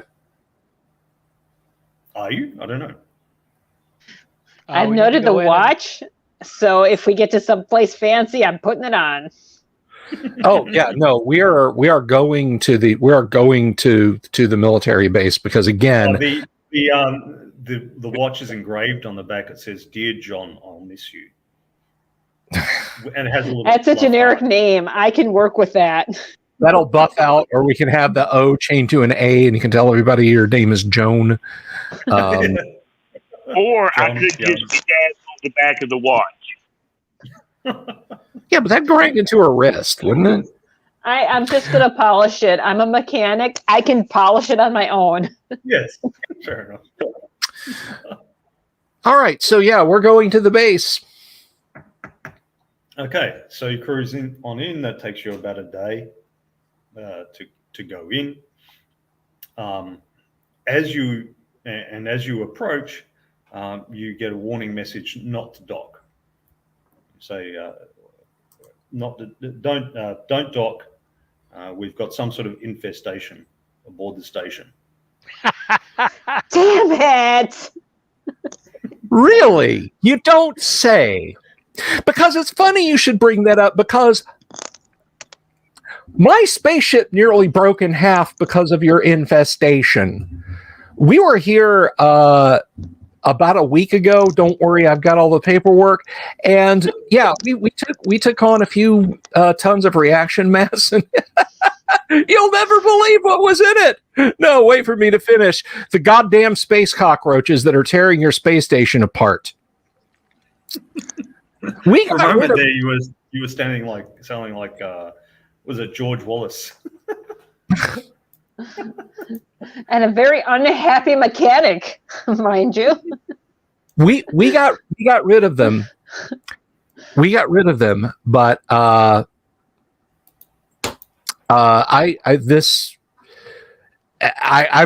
getting my money back. All right. There's going to be recompense for what almost happened to my ship. So let us know when it's safe to dock, or who I can talk to right now about getting recompense for what happened to our ship. Do they respond to that? They say, we're a bit busy at the moment. There's all these bugs running around and eating the metal. Or squirting out juice. And eating the metal.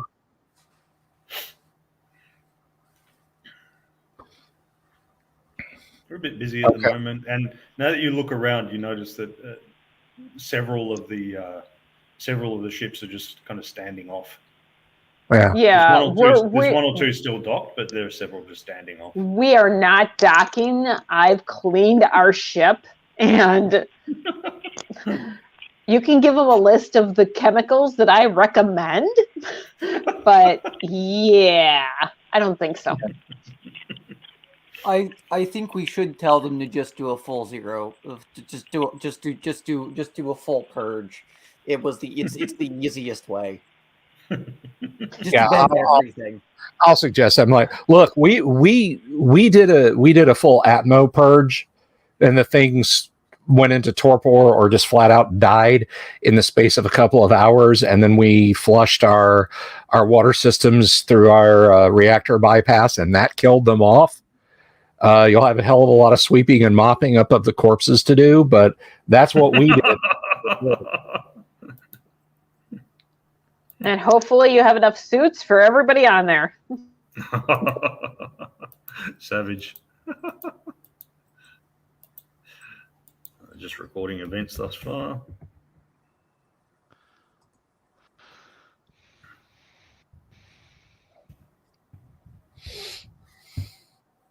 Hey, if you're not part of the solution, you're part of the problem, and we tried to help. And I am just attempting to be part of the solution. Well, as long as we're all part of getting our money back, it's all right. Well, money back for what, they say?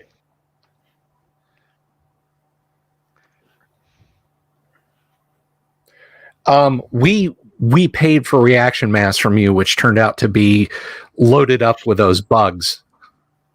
It damn near cost us our ship. Okay, well, you have to come on board and fill out an application form for it to be dealt with by Commonwealth authorities. We can do that once you're clean. Yeah. Okay, well, in the meantime, you just stand off. All right. I'm breaking out the deck of cards after I sterilize everything completely a second time. So, I have a question. Do we want to play that game where we get on the horn and we try and piss the other guy off? And we just can we poke the sergeant? Let's play a game of poke the sergeant. Ooh, that's my favorite game to play. My only concern was that is they might poke back with a rail gun or a particle beam. Now, legally they can't do that. The Navy has a notoriously poor sense of humor. I know. Let's play chess with the ships around us, because obviously they're all doing the same thing we are. As you are my guest and I am your host, what is it you like to do? Play chess? Screw. Well, when you talk to the ships around you, you find that a couple of naval ships that are required to hang around here, and they're also hanging around to defend the station, because in the event of any kind of attack or trouble from pirates or something, the station will be much less able to defend itself than it is normally. Hey, let's raft with these ships. Come on, let's do a party and connect all together while we're waiting, because we're all clean. Well, I've got an idea. I'm going to the private ships. I'm going to ask if anyone is looking for something to supplement their MREs with, because we've got a cargo of fresh food. And the privately owned ships that are hanging around here are the ones that are without reaction mass or require repairs or something, and they just can't leave because the closer in orbits, there's a couple of rock ice worlds, and of course there's LeGuin itself that you can go and land on, and you can just draw water out of their ocean or their ice and get reaction mass out of that. You can't do any repairs there, but you can get reaction mass. And there's stacks of rock ice worlds and stuff. So we've become the roach coach. Literally.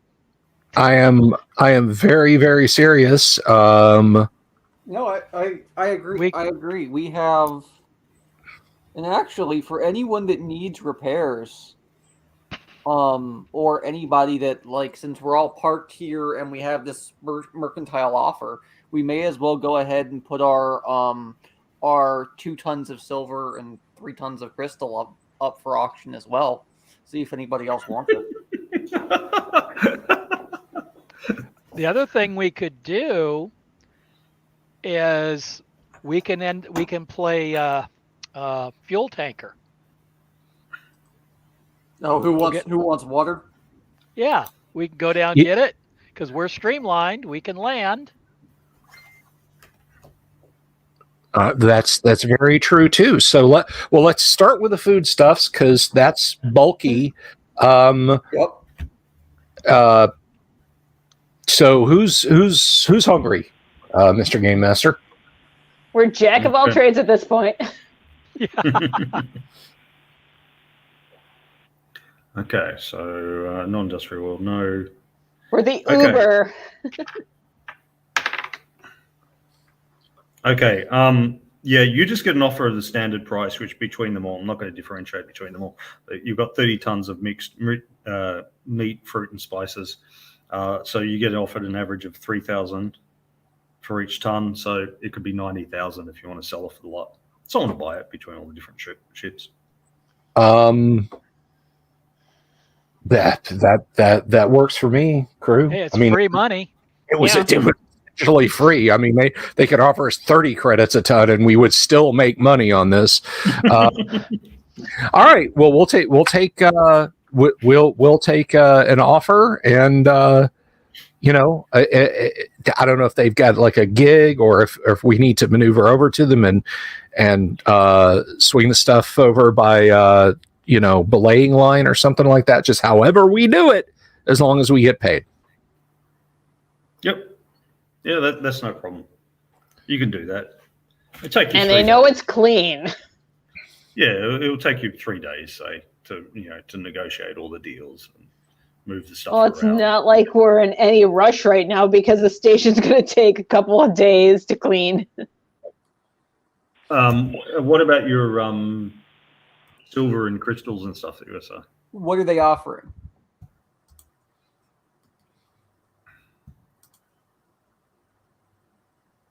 What are they offering? Okay, what exactly do you have? I can't remember.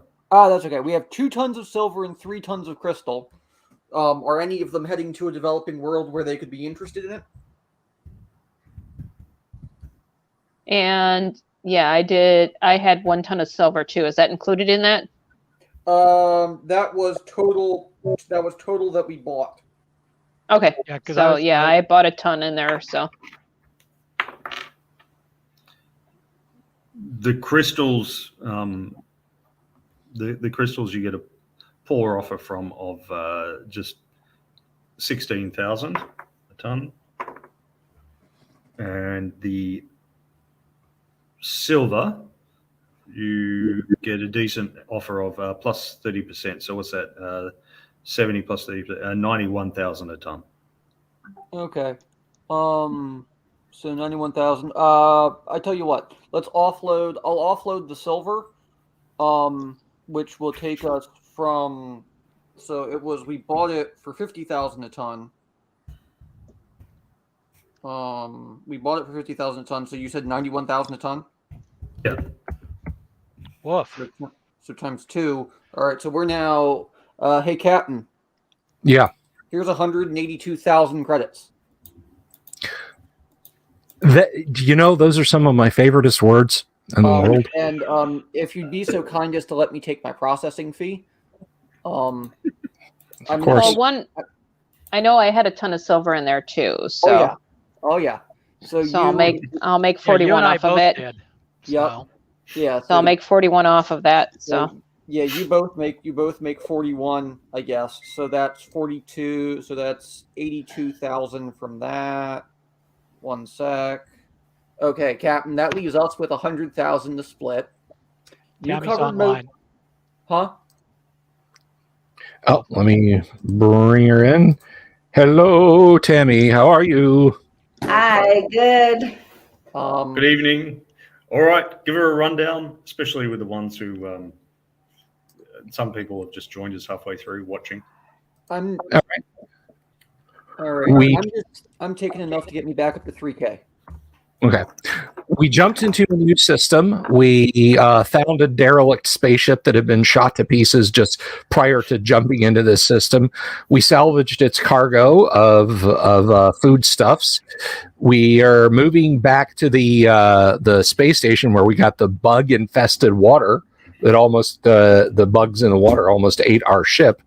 So we're currently waiting for them to decontaminate their water tanks before they let anyone dock. And in the meantime, we have decided, because there's a lot of other ships, we have decided to sell the foodstuffs, which is basically free money, and our load of crystal and silver, which is paying huge dividends. And then we're going to see if anybody wants us to haul reaction mass to their otherwise stranded ships. See, this is why I was in the Merchant Marine.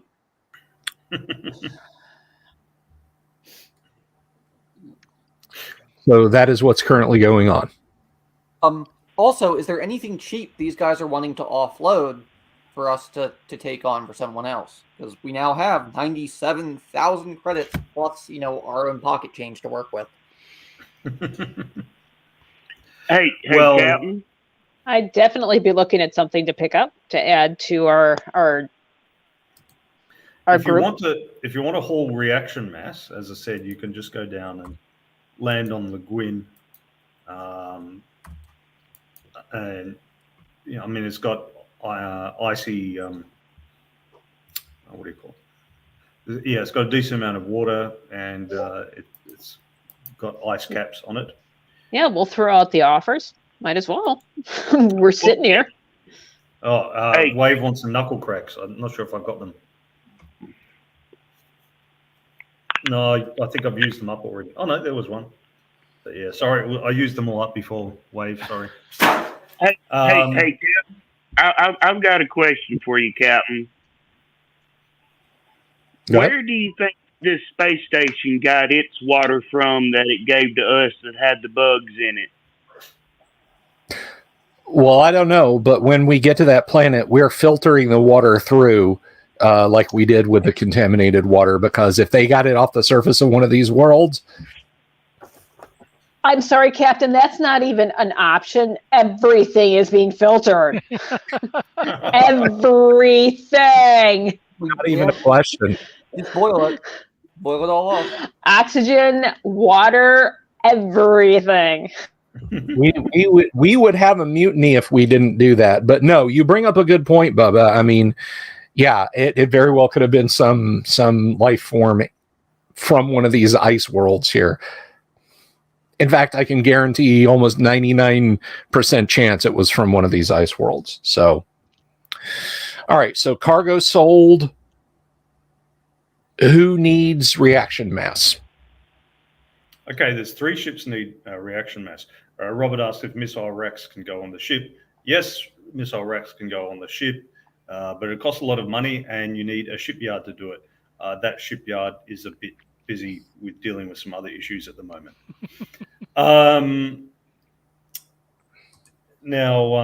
Yeah, there's 3 other ships that want that. Roll 2d6 3 times and tell me the result.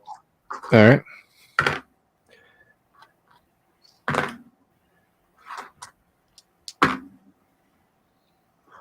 Do you want the result of each die roll or the total? Yeah. Each of the 2d6 rolls.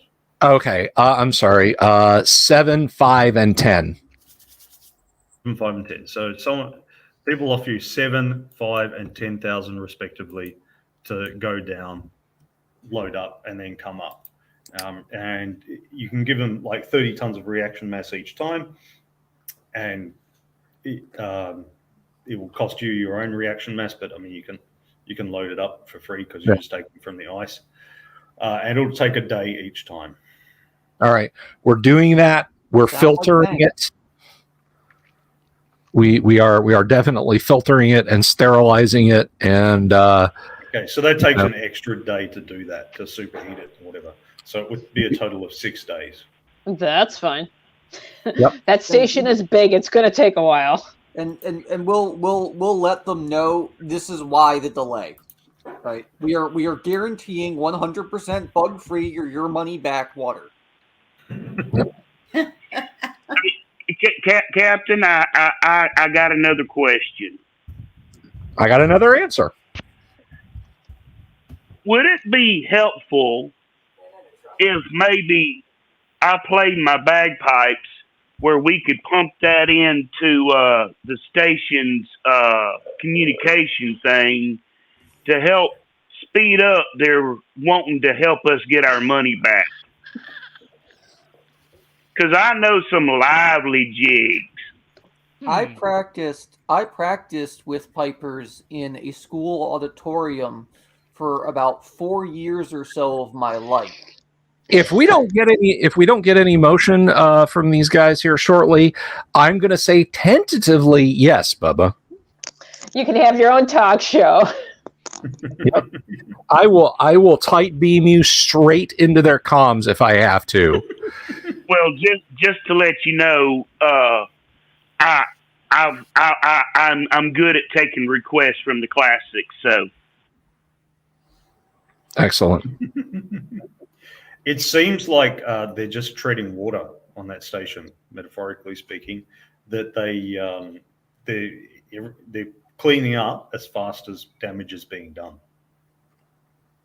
They're not following our suggestion of doing a purge. They are, but there's enough already out there that. All right. Because they purge one part of the station and they keep another part pressurized, and then they go through the purged part and they clean that out. But the pressurized part it's already expanded. Sounds like you're not you very privately smart Have about to it. purge the whole thing all at once. They weren't listening. They can't because they'd have to get the entire crew off in order to do so. They don't have vac suits for 1,000 people. Offload well, them that's on their what ship then. escape pods are for. They don't have escape pods for 1,000 people because normally some of the people are like crews of ships and stuff, and they have their own escape pods and all the rest. And so they could get the people off onto ships, but then the ships themselves might transmit it. So the commandant of the station has said nobody gets on or off. All right, have fun. It's the only. Nobody gets on or off until this is dealt with. And because if anyone gets off, it then becomes a problem for others as well. You know, to the crew, not to the station. How much did our repairs cost us, Kyle, after we got rid of the bugs and whatnot? Oh, I can't remember. Does anybody remember off the top of their head what the de-infestation was pretty cheap, but 150,000 credits. 150,000 credits. 150,000. We've made money hand over fist, hauling reaction mass and selling off the foodstuffs and selling off the crystal and everything. As far as I'm concerned, come see, come saw. I don't want to sit around here for another week or month dealing with them. I mean, we filed the paperwork. If they ever get back to us, boo, we get some more money back. But honestly, unless at this juncture there's more ships that need reaction mass, I say we just go find some place to do more trading at. I mean, we got got the computer consoles out too out of that ship that we can trade. Let's just go find someplace else to work. This is dull.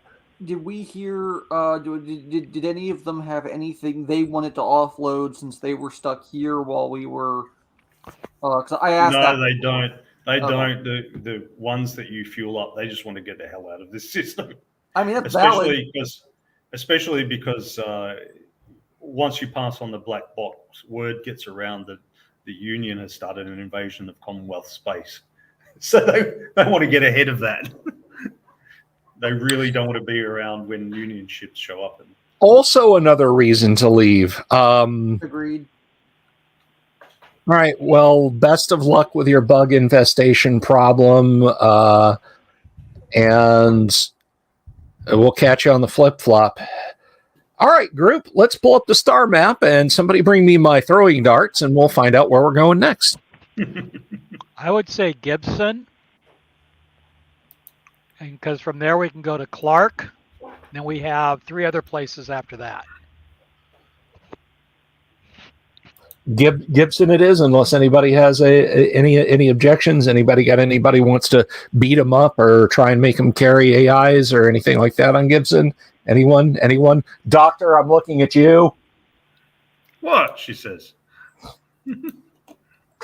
Well, I don't remember breaking anyone's nose on Gibson, so I think we're good. Now, no, I do say I don't remember. Gibson is where you started. Gibson's where you started. I never broke anybody's nose on Gibson. You got shot on Gibson. Hey, that's not breaking. All of us got shot on Gibson. Well, y'all did, but Bubba waited till he was at a high class place like a city motel before he got shot. Yeah, fair enough. Hey, Bubba. So were we able to pick up anything to trade and such? No. Captain.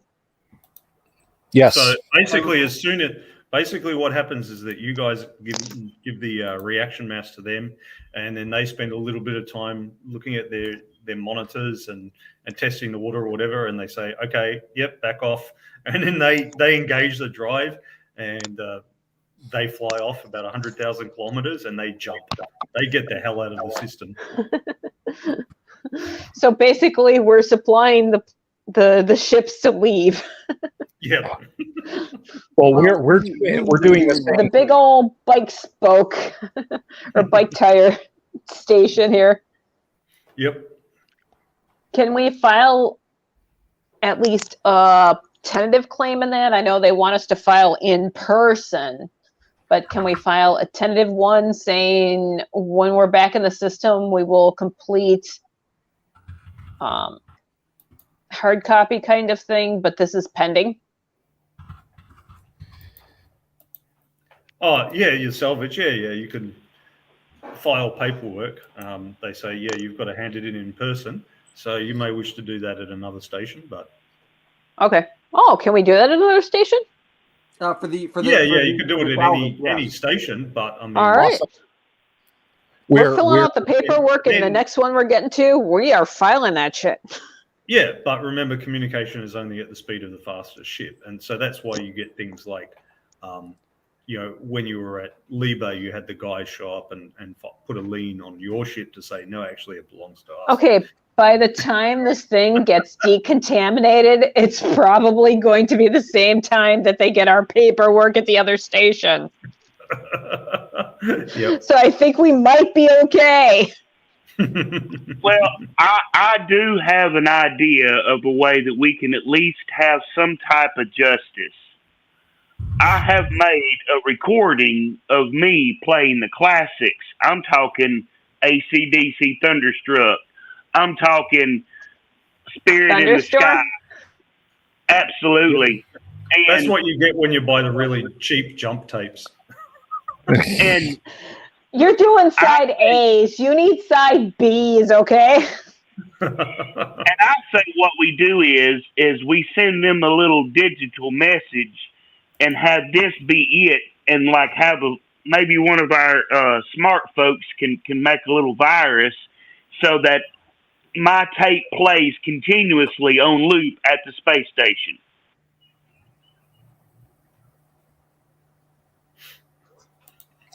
Go ahead. That's all right. We're trying to get the money back. It's only when it doesn't come back that we'll do that. Yeah, let's not piss them off that much. If we were going to stay here, yes, we would do that. But let's. So where are you going? Gibson. Back to Gibson. We're going the guitar route. Hey, Back Kevin, to where it all begun. Since Ballard's dead, does that mean we get to loot his pawn shop? Now that's a valid question, and I think we should see about that when we make landfall on Gibson.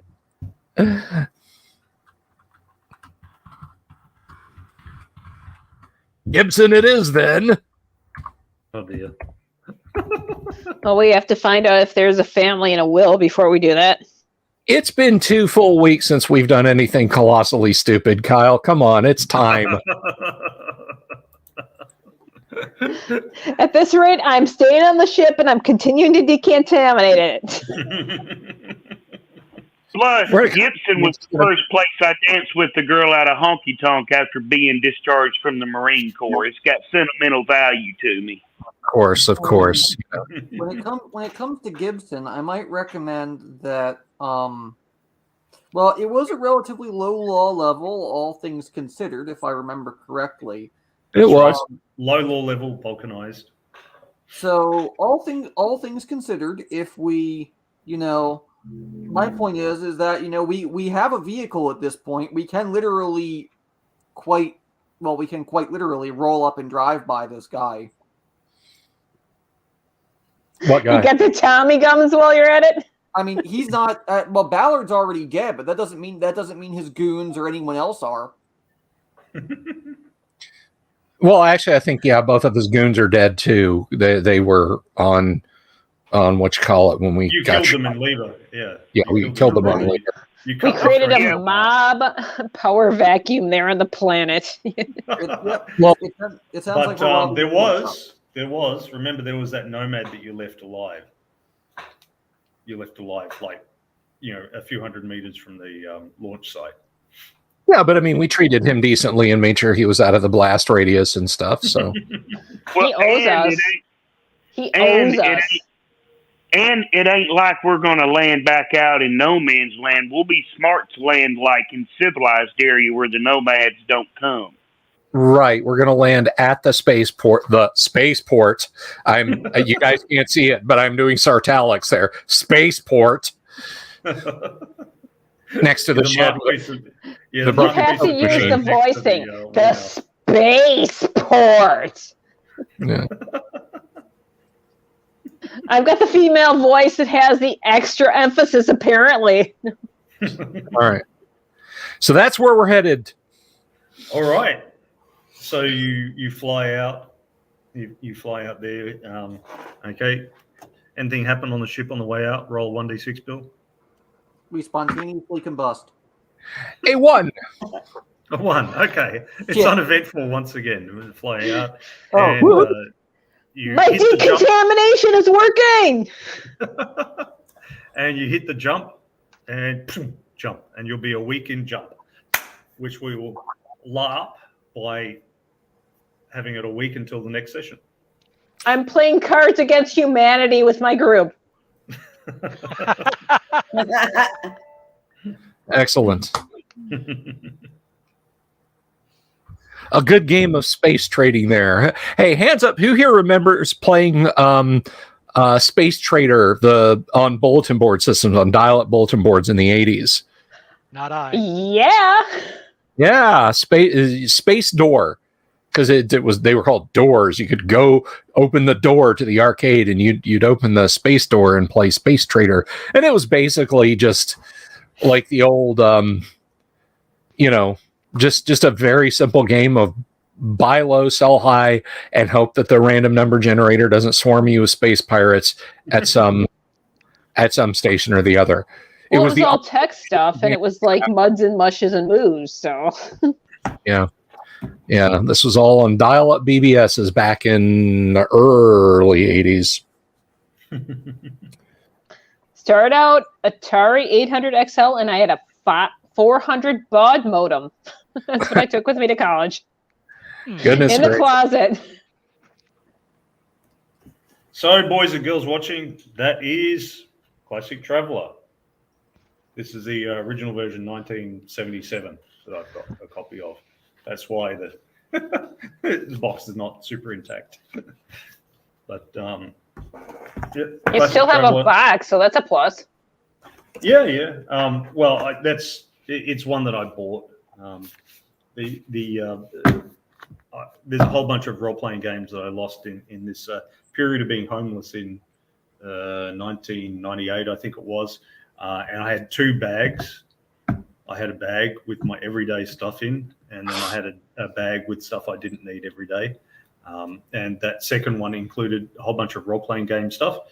And I put that in a train locker, and I was going to come and retrieve it when I once more had a roof over my head. But that turned out not to be some weeks later. And by that stage, it was one of those train lockers where you pay by the hour or the day or something. And by that stage, it had worked out to be about a week's income for me that I would owe. So, and I couldn't afford it. So I just left it there. So it was all lost. So I've been rebuilding my collection ever since. The original system was just 3 little black books. And, well, this is 44 pages, the first one. Yeah, they're all 44 pages. And staple bound in the middle. You can see a little bit of rust around the staple. Nice. But yeah, staple bound in the middle. Is that like a Harlequin? It's so many pages and within like 5 pages. Yeah. But yeah, this is quite intact and stuff. One of my there's a bunch of other supplements, but yeah, all just convenient size. One of my favorite books as a kid. So I got hooked on and y'all are gonna groan at this, so shut up. I don't want to hear it. A 3rd edition. It was 3.0, not 3.5. Starter book, like the kind that came with an adventure, etc. And it was like that. It was stapled like that. Yeah. When I was a teenager, I shoved an incense stick in it, a dragon's blood incense stick in it, and so to this day, A, it's stained from that, but B, I can open the book and still smell it because the oils are just there. And so it's one part, oh look, literal childhood, because this book is held together with tape. And it's also and the tape is probably kind of yellowish too, I bet. It was yellow to begin with because I was a drafting student at the time. So it was drafting board masking tape, which if any of you have ever used it, we use the cheapest, shittiest masking tape in the world, not because we're cheap and shitty people. That's already valid.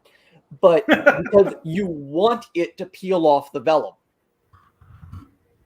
You don't want to tear the vellum. So we'll actually. So it's like gift tape, but the cheap version. Yeah, because we'll actually take like a bandsaw, right? And you take a regular roll of masking tape, and you literally saw that roll in half. And we use that because you don't even need whole pieces. Wow. The life of a pre-2000s architect. I got out of the field, sadly, when I say I got out of the field, but when I started it in high school. That was going to be my career, and I immediately ejected from the field when I realized it was all done by computers and nobody used drafting boards anymore. Because I grew up with my uncle and he only worked exclusively in paper, but I can't stare at a computer screen for 20 hours a day and not want to die. So you're different to building. Plus, I knew a bunch of guys in high school that took CAD, and just that program alone just would drive them nuts. Give me a pencil, and I will do it twice as fast as you can do it in CAD. It was the one thing my uncle beat into my head was time is money. But the thing is, though, with the CAD, once it's drawn, you can extrapolate and look 3-dimensional. Oh yeah. So the dynamic. So it takes longer, but you have more power to it. It makes the site plans easier. It makes both for landlines, laying plumbing and electric. That's all easy, and it makes the front, side view, roof lines, etc. You're right. The automatic generation of it through CAD is amazing, but the actual floor plan drawing side of it sucks. I mean, so it depends upon what you're using it for. It's a pro on one side and a con on the other. So yep. Yeah, I'm an accountant. Yeah.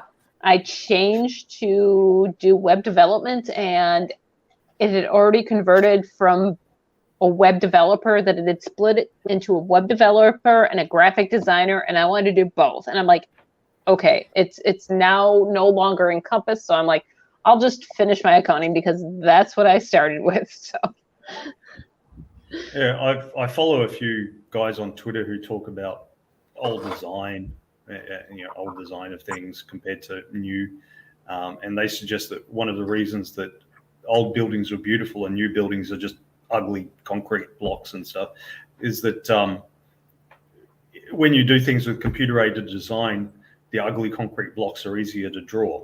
If you're doing it with a pencil, you can do these beautiful curves and these intricate little details and that. But if you're just trying to pump out, apartment blocks and stuff on CAD, then you inevitably get these ugly blocks, and so that's why you get these strange little, I don't know what they're called, but you get the strange little additions. Here's this bit of metal strip that just sits between the floors or something and sticks out for no particular reason. It doesn't actually stop any rain from getting in or whatever. It's just this. It's a feature.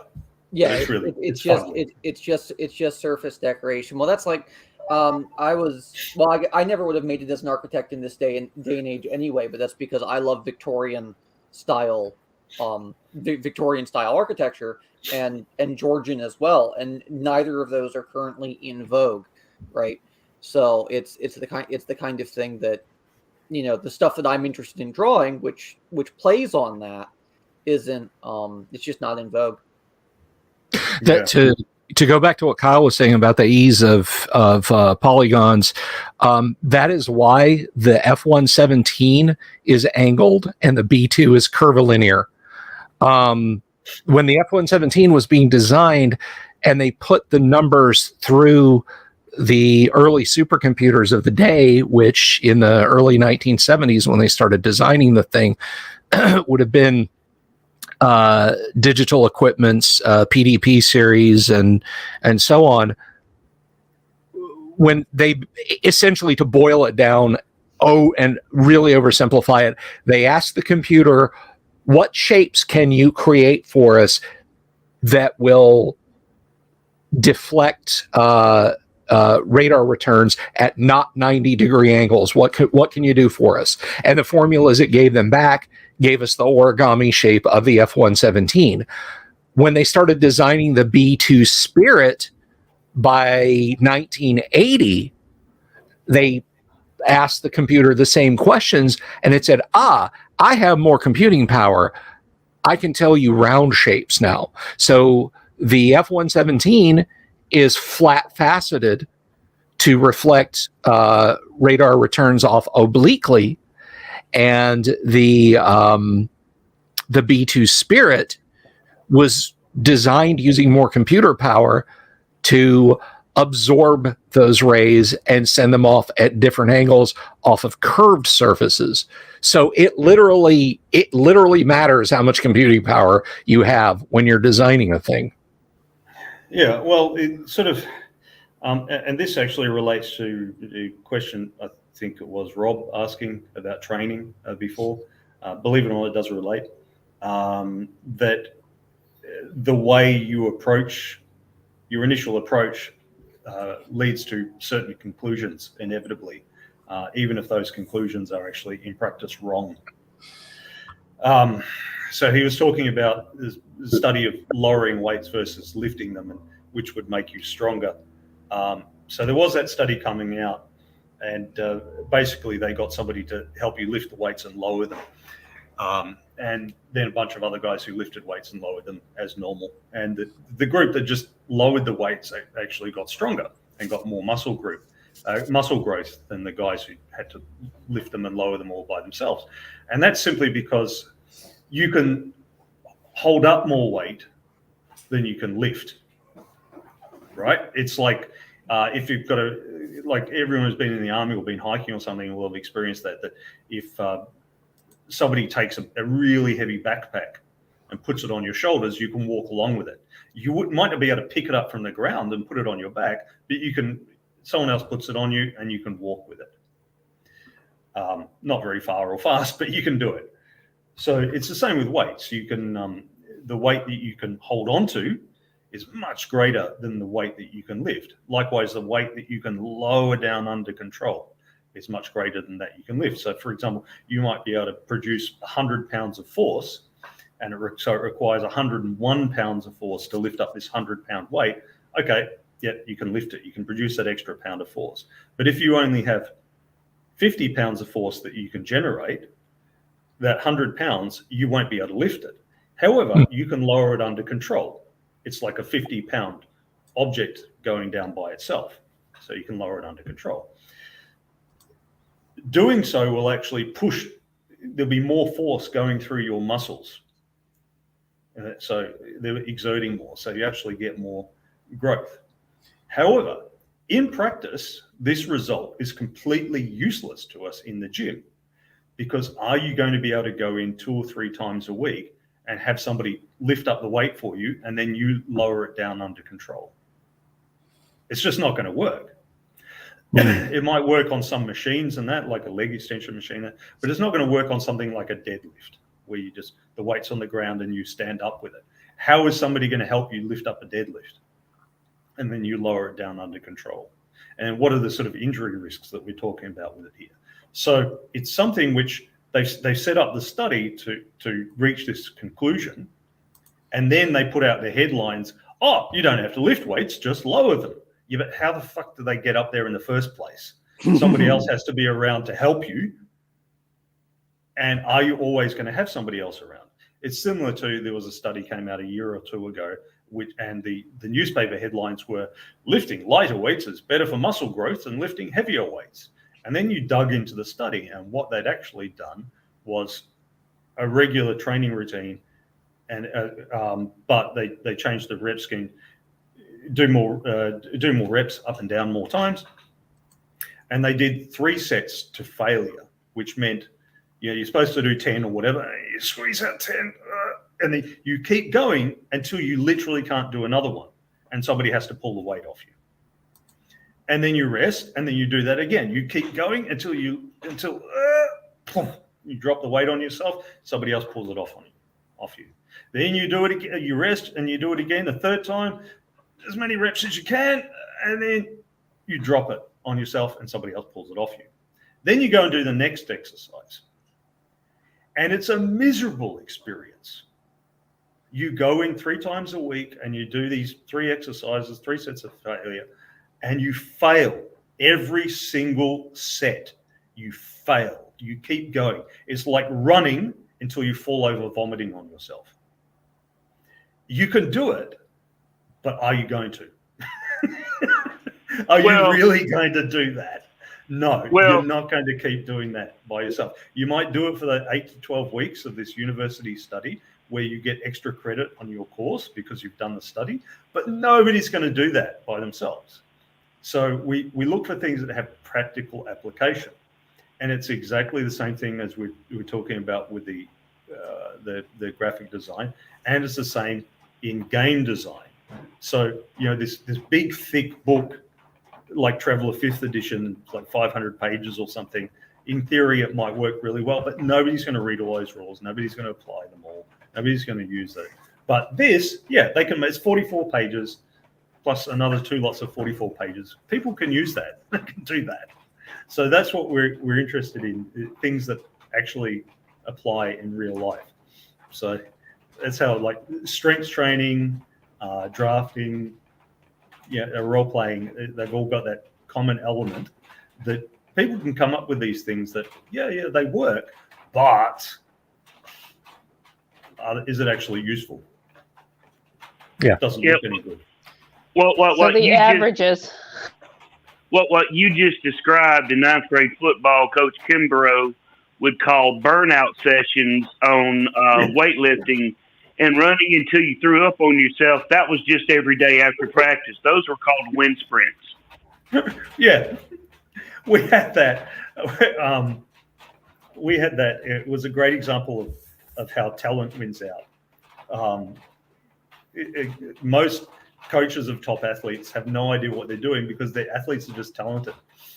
And so that it doesn't really matter what you do, those guys get better. I was on the high school track team, and we all did 4x400 meter sprints. We go to Melbourne University track and do 4x400 meter sprints.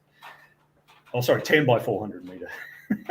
You run 400 meters as fast as you could, rest for a couple of minutes, do it again. That was it. So the 100 meter guy did 10x400. The 200 meter guy did 10x400. The 100 meter guy, that was me, did 10x400. Can you guess what the 5,000 meter guy did? 10x400. Right? Didn't you also do stairs and weights and all that kind of stuff too? No. Oh, we had to do that. We ran up some stairs, but the coach didn't have a concept of weights. The coach sat in the minivan or the minibus eating his sandwiches and just shouting at us occasionally.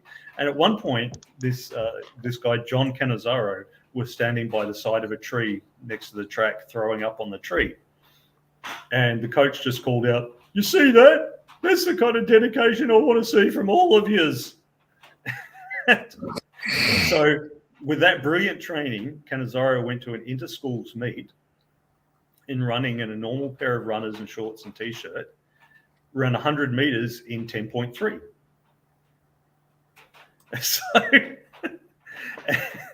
So he goes off to the Victorian Institute of Sport and they train him. Now, you get this guy, he's 18 years old, he's underweight and everything, and he already runs at 10.3.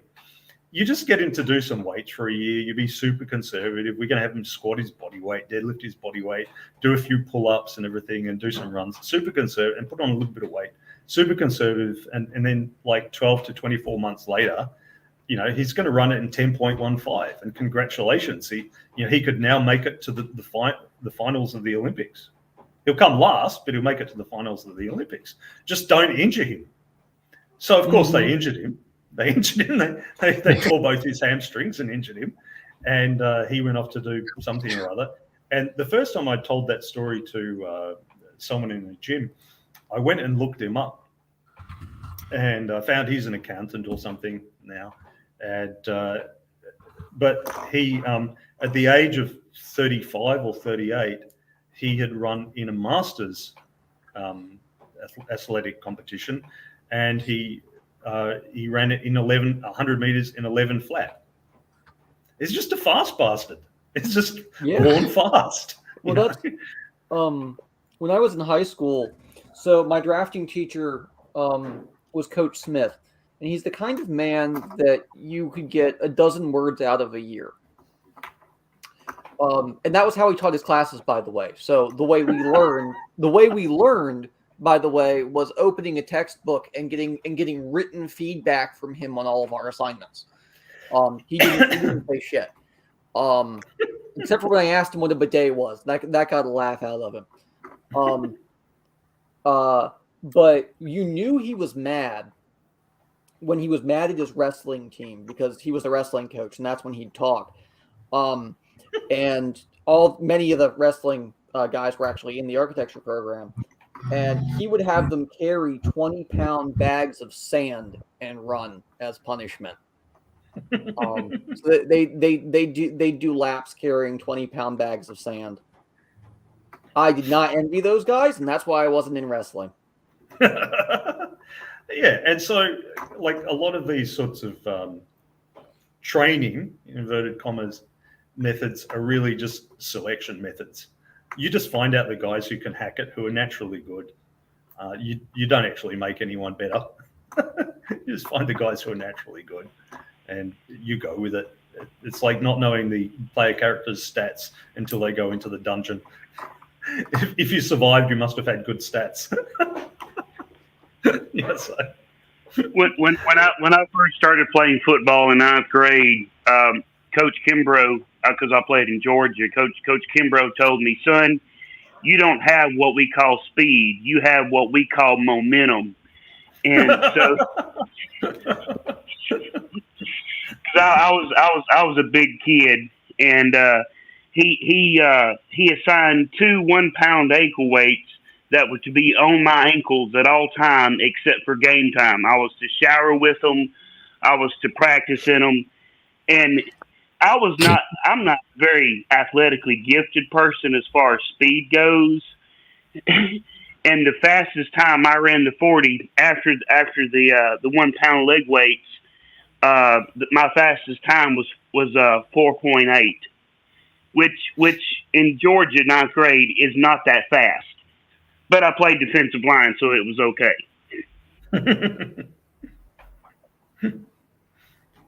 Yeah, so you get all sorts of daft ideas floating around in the fitness world and in the educational area and role-playing games everywhere. All sorts of silly ideas floating around, but you know the actual productive ideas. It's relatively simple. You work on a few basics and you get better at what you're doing, and you hopefully have some fun along the way, and you build on that. You don't need pages and pages and enormously complex stuff. And if it's something you want to be productive at, then you just do the work. Plug on away, you do the work. There aren't, 10 secrets that game masters don't want you to know and things like that. That would be kind of hard to keep secret anyway. Yeah, exactly. So, but that's the clickbait all over the internet, kids. Volcano God says, Kyle, can I hear more about the weightlifting fallacy from earlier? What do you mean, Volcano? And can you just go back and look at it afterwards if you missed? Valid. What do you mean exactly?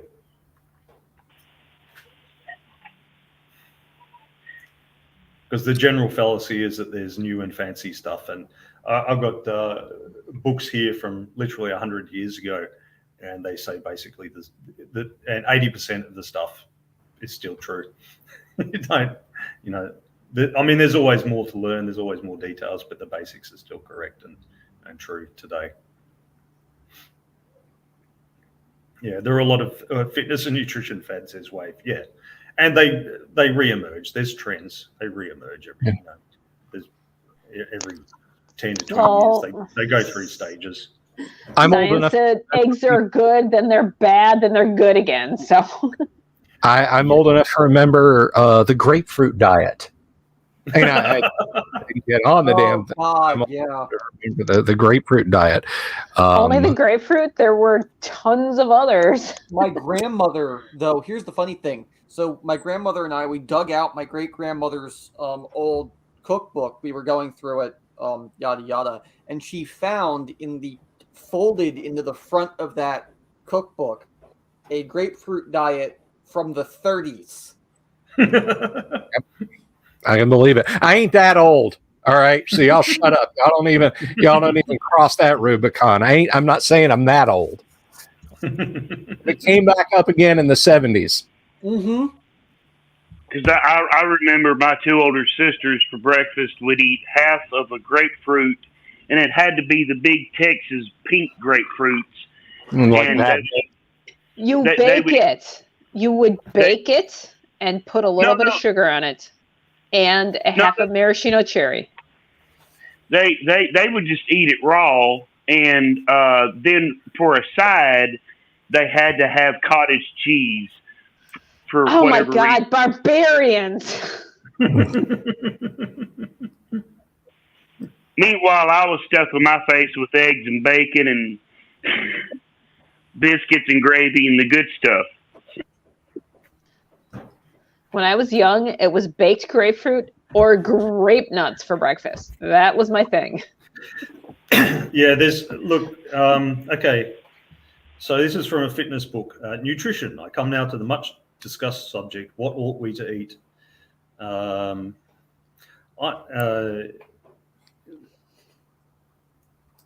It is not my intention to discuss here the old problem whether meat is necessary as food for man or whether man was created and should remain a vegetarian. My experience has taught me that foodstuffs are of secondary importance. There are very strong people who are strict vegetarians while others eat a good deal of meat. A fare which consists of 3/4 of vegetable food and 1/4 meat would appear to be the most satisfactory for the people of Central Europe.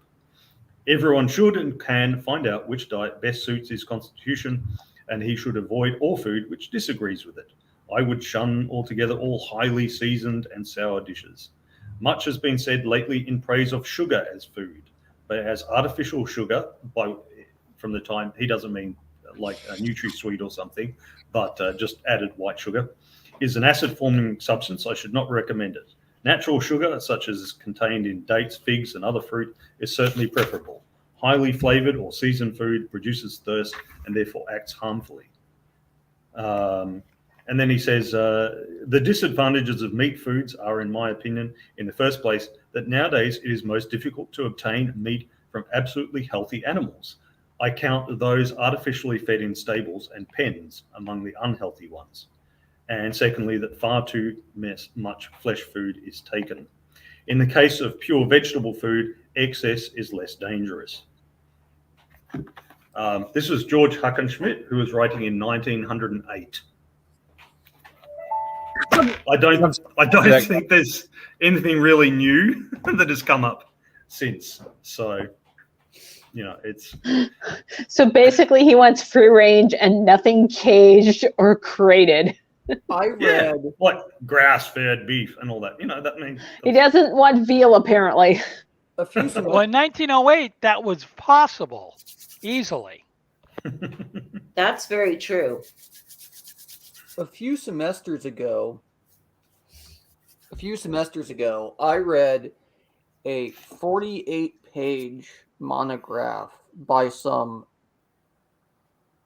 I'm going to censor myself there, of an anthropologist. I'll let you bleep that in.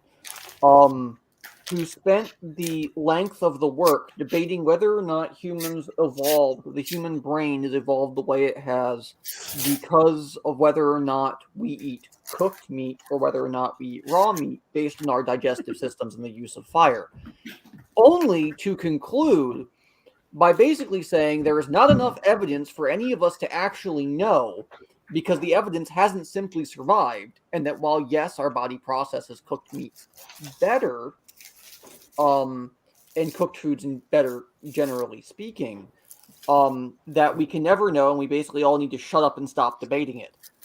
So whether or not we got this way because we cooked food, who knows? Do we know that cooked meat is better? I'm looking at you, Mr. Paleo Diet. That's stupid. Hey, Daenerys Dragon said cooked meat is the only way to go. Indeed. Okay, scientifically, when they started cooking meat and adding to their diets, the human brain grew in size. So if there's a correlation, I think that's kind of strong there. I think it's also the fact that the more you process food, the easier it is to consume. Because there's some stat like gorillas spend 10 to 12 hours a day just chewing. So if you cook the meat, you can eat it more quickly. It leaves you time. Well, and cows have how many stomachs? So it gives you time free to make tools and talk to other human beings and stuff. So.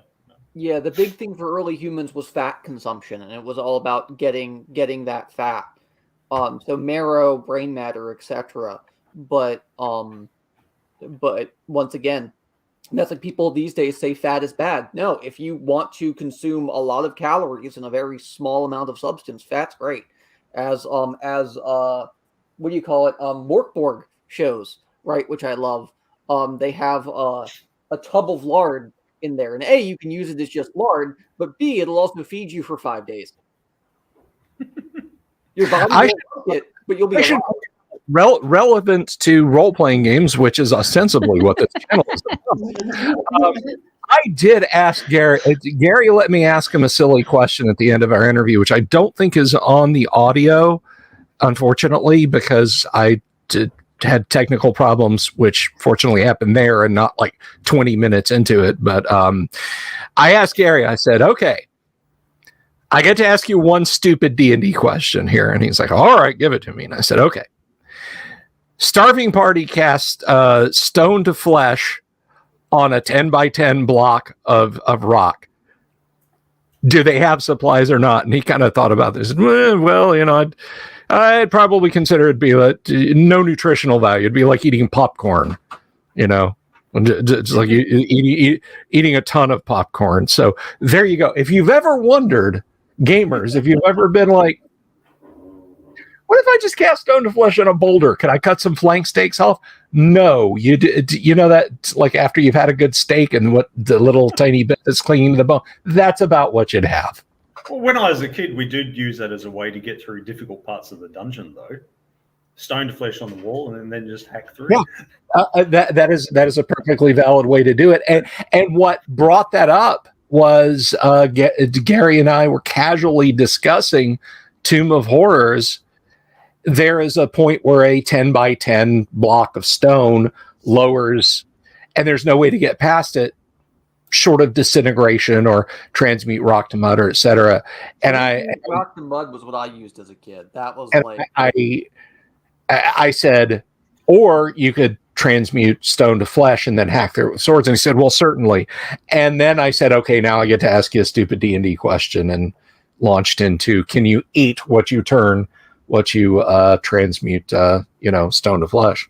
So now now you have the answer. But I think the more important thing is what gets created when you cast create food and drink rather in Dungeons and Dragons. And we're going to start with Kyle. We're going to go around the panel. Kyle, what gets created when you cast create food and drink? Well, I think it comes in the original foam packaging and has the magical rune on it, the golden arcs. The golden arcs. Okay, all right. The original foam packaging left over from the House of the Minstrel. That's right. The guy with the red hair and the red nose and the red and yellow stripe. I think his name was Matt, wouldn't it? Wouldn't it Matt Minstrel? Something like that. So Razor, create food and drink. What comes out?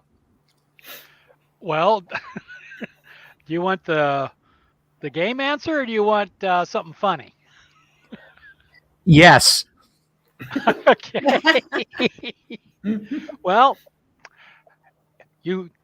everybody's, let me phrase it. All the Americans know the Thanksgiving feast. Okay. Yep. With all the trimmings, whatever your central meat is, turkey, beef, whatever. And hopefully the rest of the people have a clue what that is.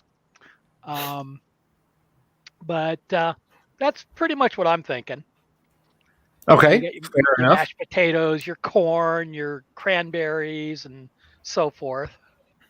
And of course, you've got your bottles of eggnog and sparkling cider and so Fair forth. Enough. Sweet iced tea for those of us in the southern United States. Yes. So, well, there's a thought. Maybe it could be or cultural or religious. So it depends on the religion of the cleric creating it. I think that would be very relevant. So the very ascetic cleric, it's just like hard bread and water, and then the cleric of feasting or whatever. Yeah, beery, literally like a cornucopia appears and there's all these fruits and vegetables and heavy grain breads pouring out. Zilchus is like, here's your unleavened bread and your deflavored water. Yeah. If you're a priest of Orcus, it gives you human babies or something.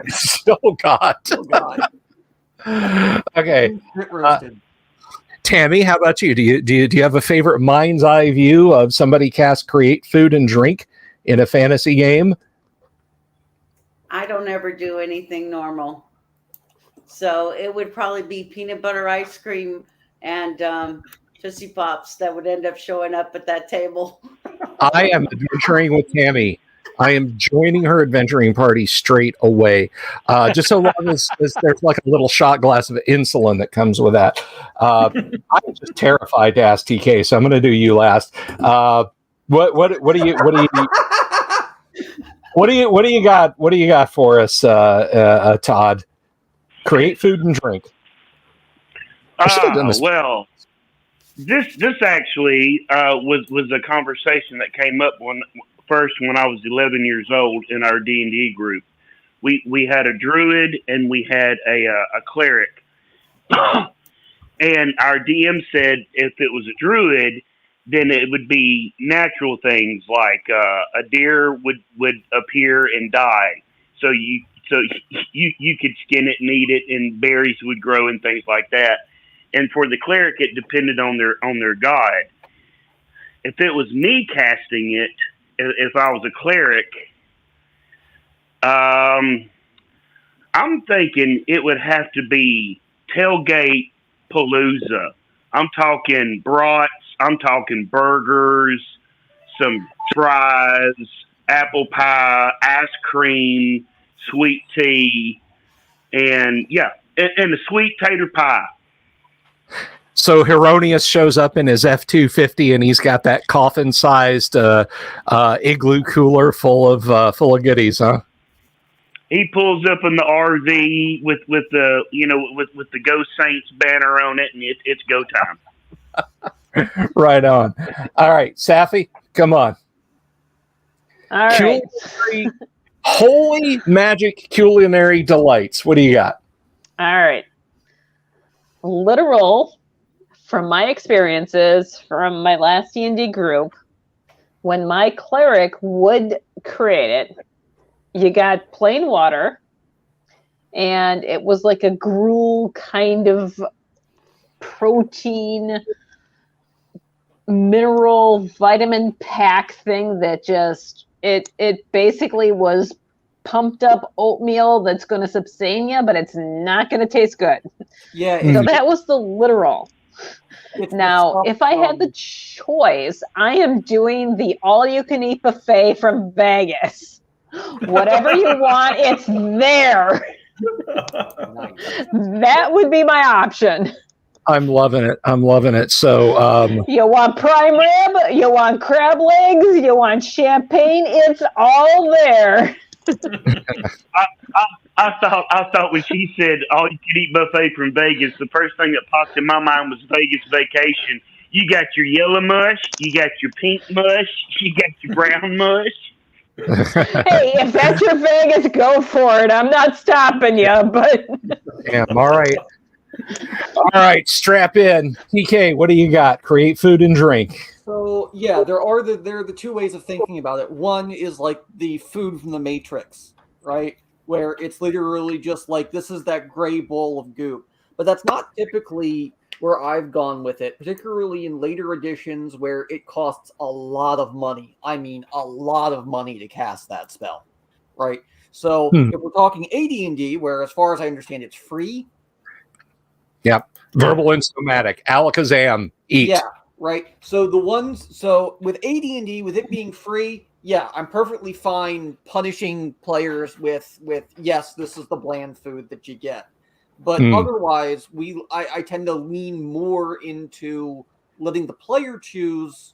But yes, it can get weird where you do get things like white pudding and black pudding, right? Rendered fat and blood, right? You can literally, but you will have a feast that shows up where you are eating literally a hog's head, right? But that just depends on if your cleric has a sick sense of humor or not. I don't know. As far as what you'd think of that would be disturbing, at least from the medieval diet, I could go on. But as far as my game, no, it's relatively boring. Where now they get what they pay for. The last time, oh god, they haven't even used Create Food and Water in I think 4 or so years at my gaming table, believe it or not. You want to know what 5th edition says it is? Oh God.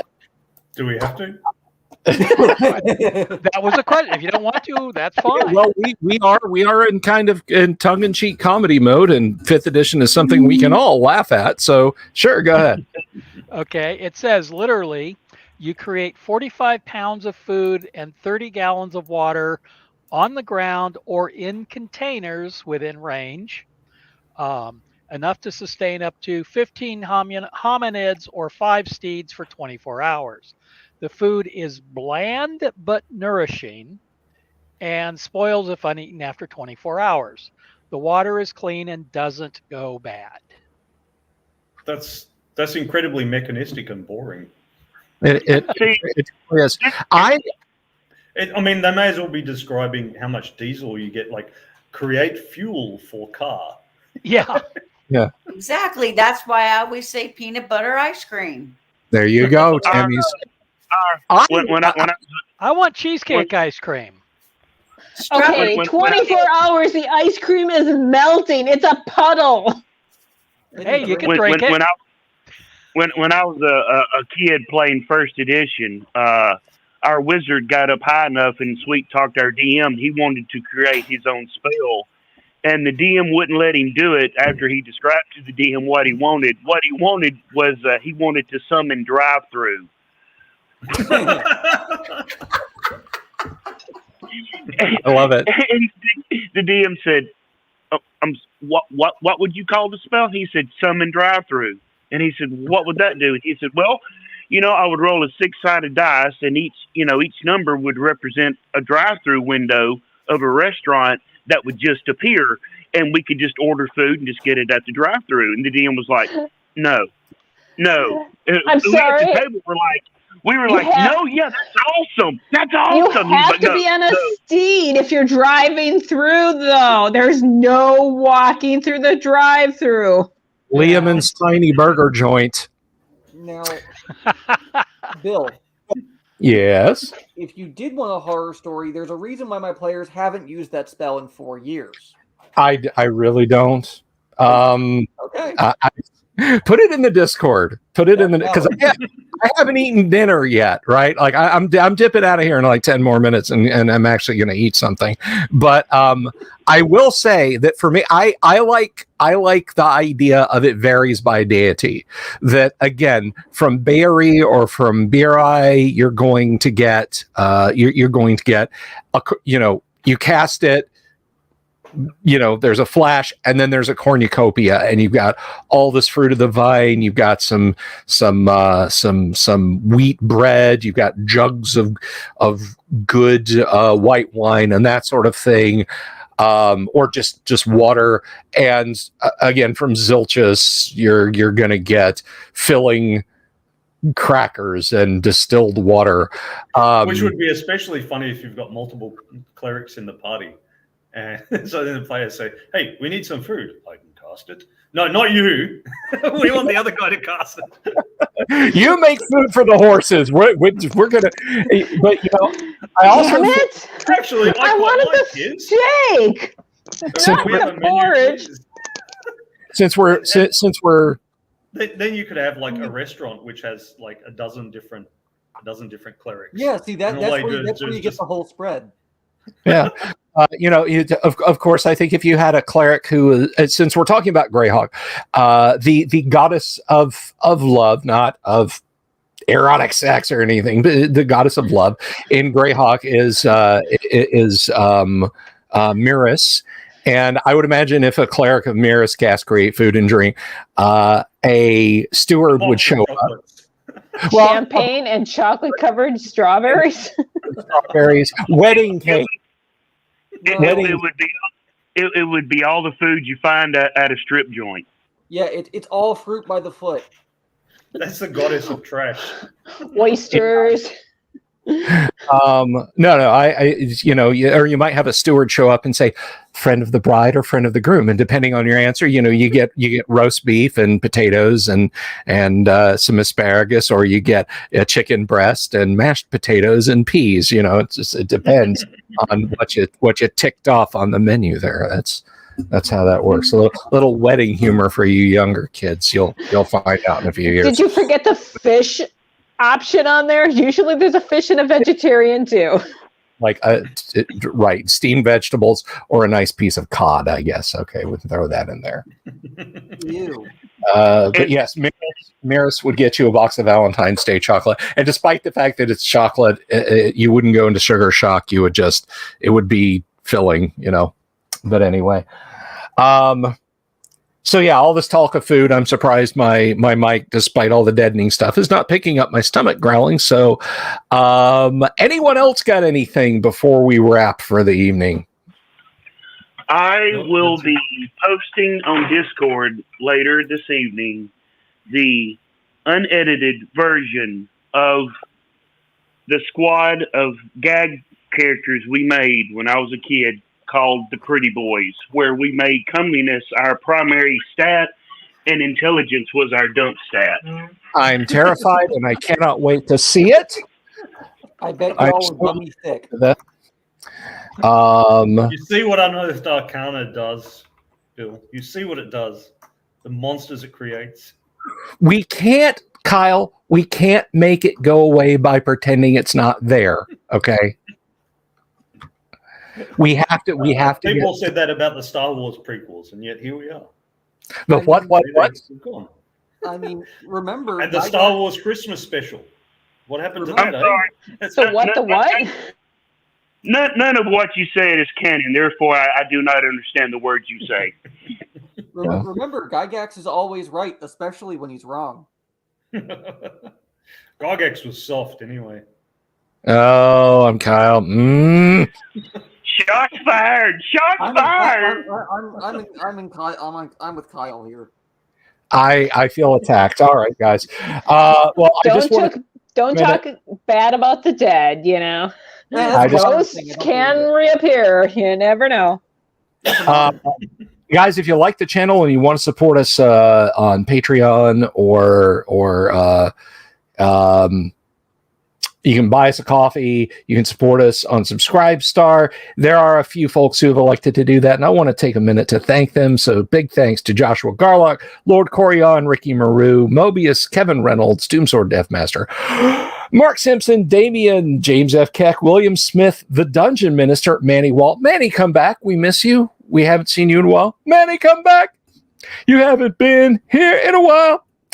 Kevin Wood, Todd Shark, Carnivore, Farmer, Rob, Jeremy Roll, Boganora, Mikey Mank, Sky Hernstrom, Pete Sullivan, the DM's Council, and Baron Von Headbanger. Thank you all so much for supporting the show, helping to keep the lights on around here. And so we will see everyone next week for more Traveler shenanigans. Yes, Kyle? That's right. All right, guys. So tune in next week to find out what stupidity our party gets up to, despite Kyle's best attempts to keep it a serious role-playing game with high drama. And what's next gets bedazzled. I am thinking seriously about bedazzling the ATV just to give it some class. I think that's an excellent choice. I love that idea. So we've already sold the crystal, so we're safe. Thank you to the party. Thank you to Kyle for DMing us. And thank you for our audience for hanging around this evening. You guys have a lovely one. And we'll talk to everyone. you. Good night. Peace. Bye. Boo-bye.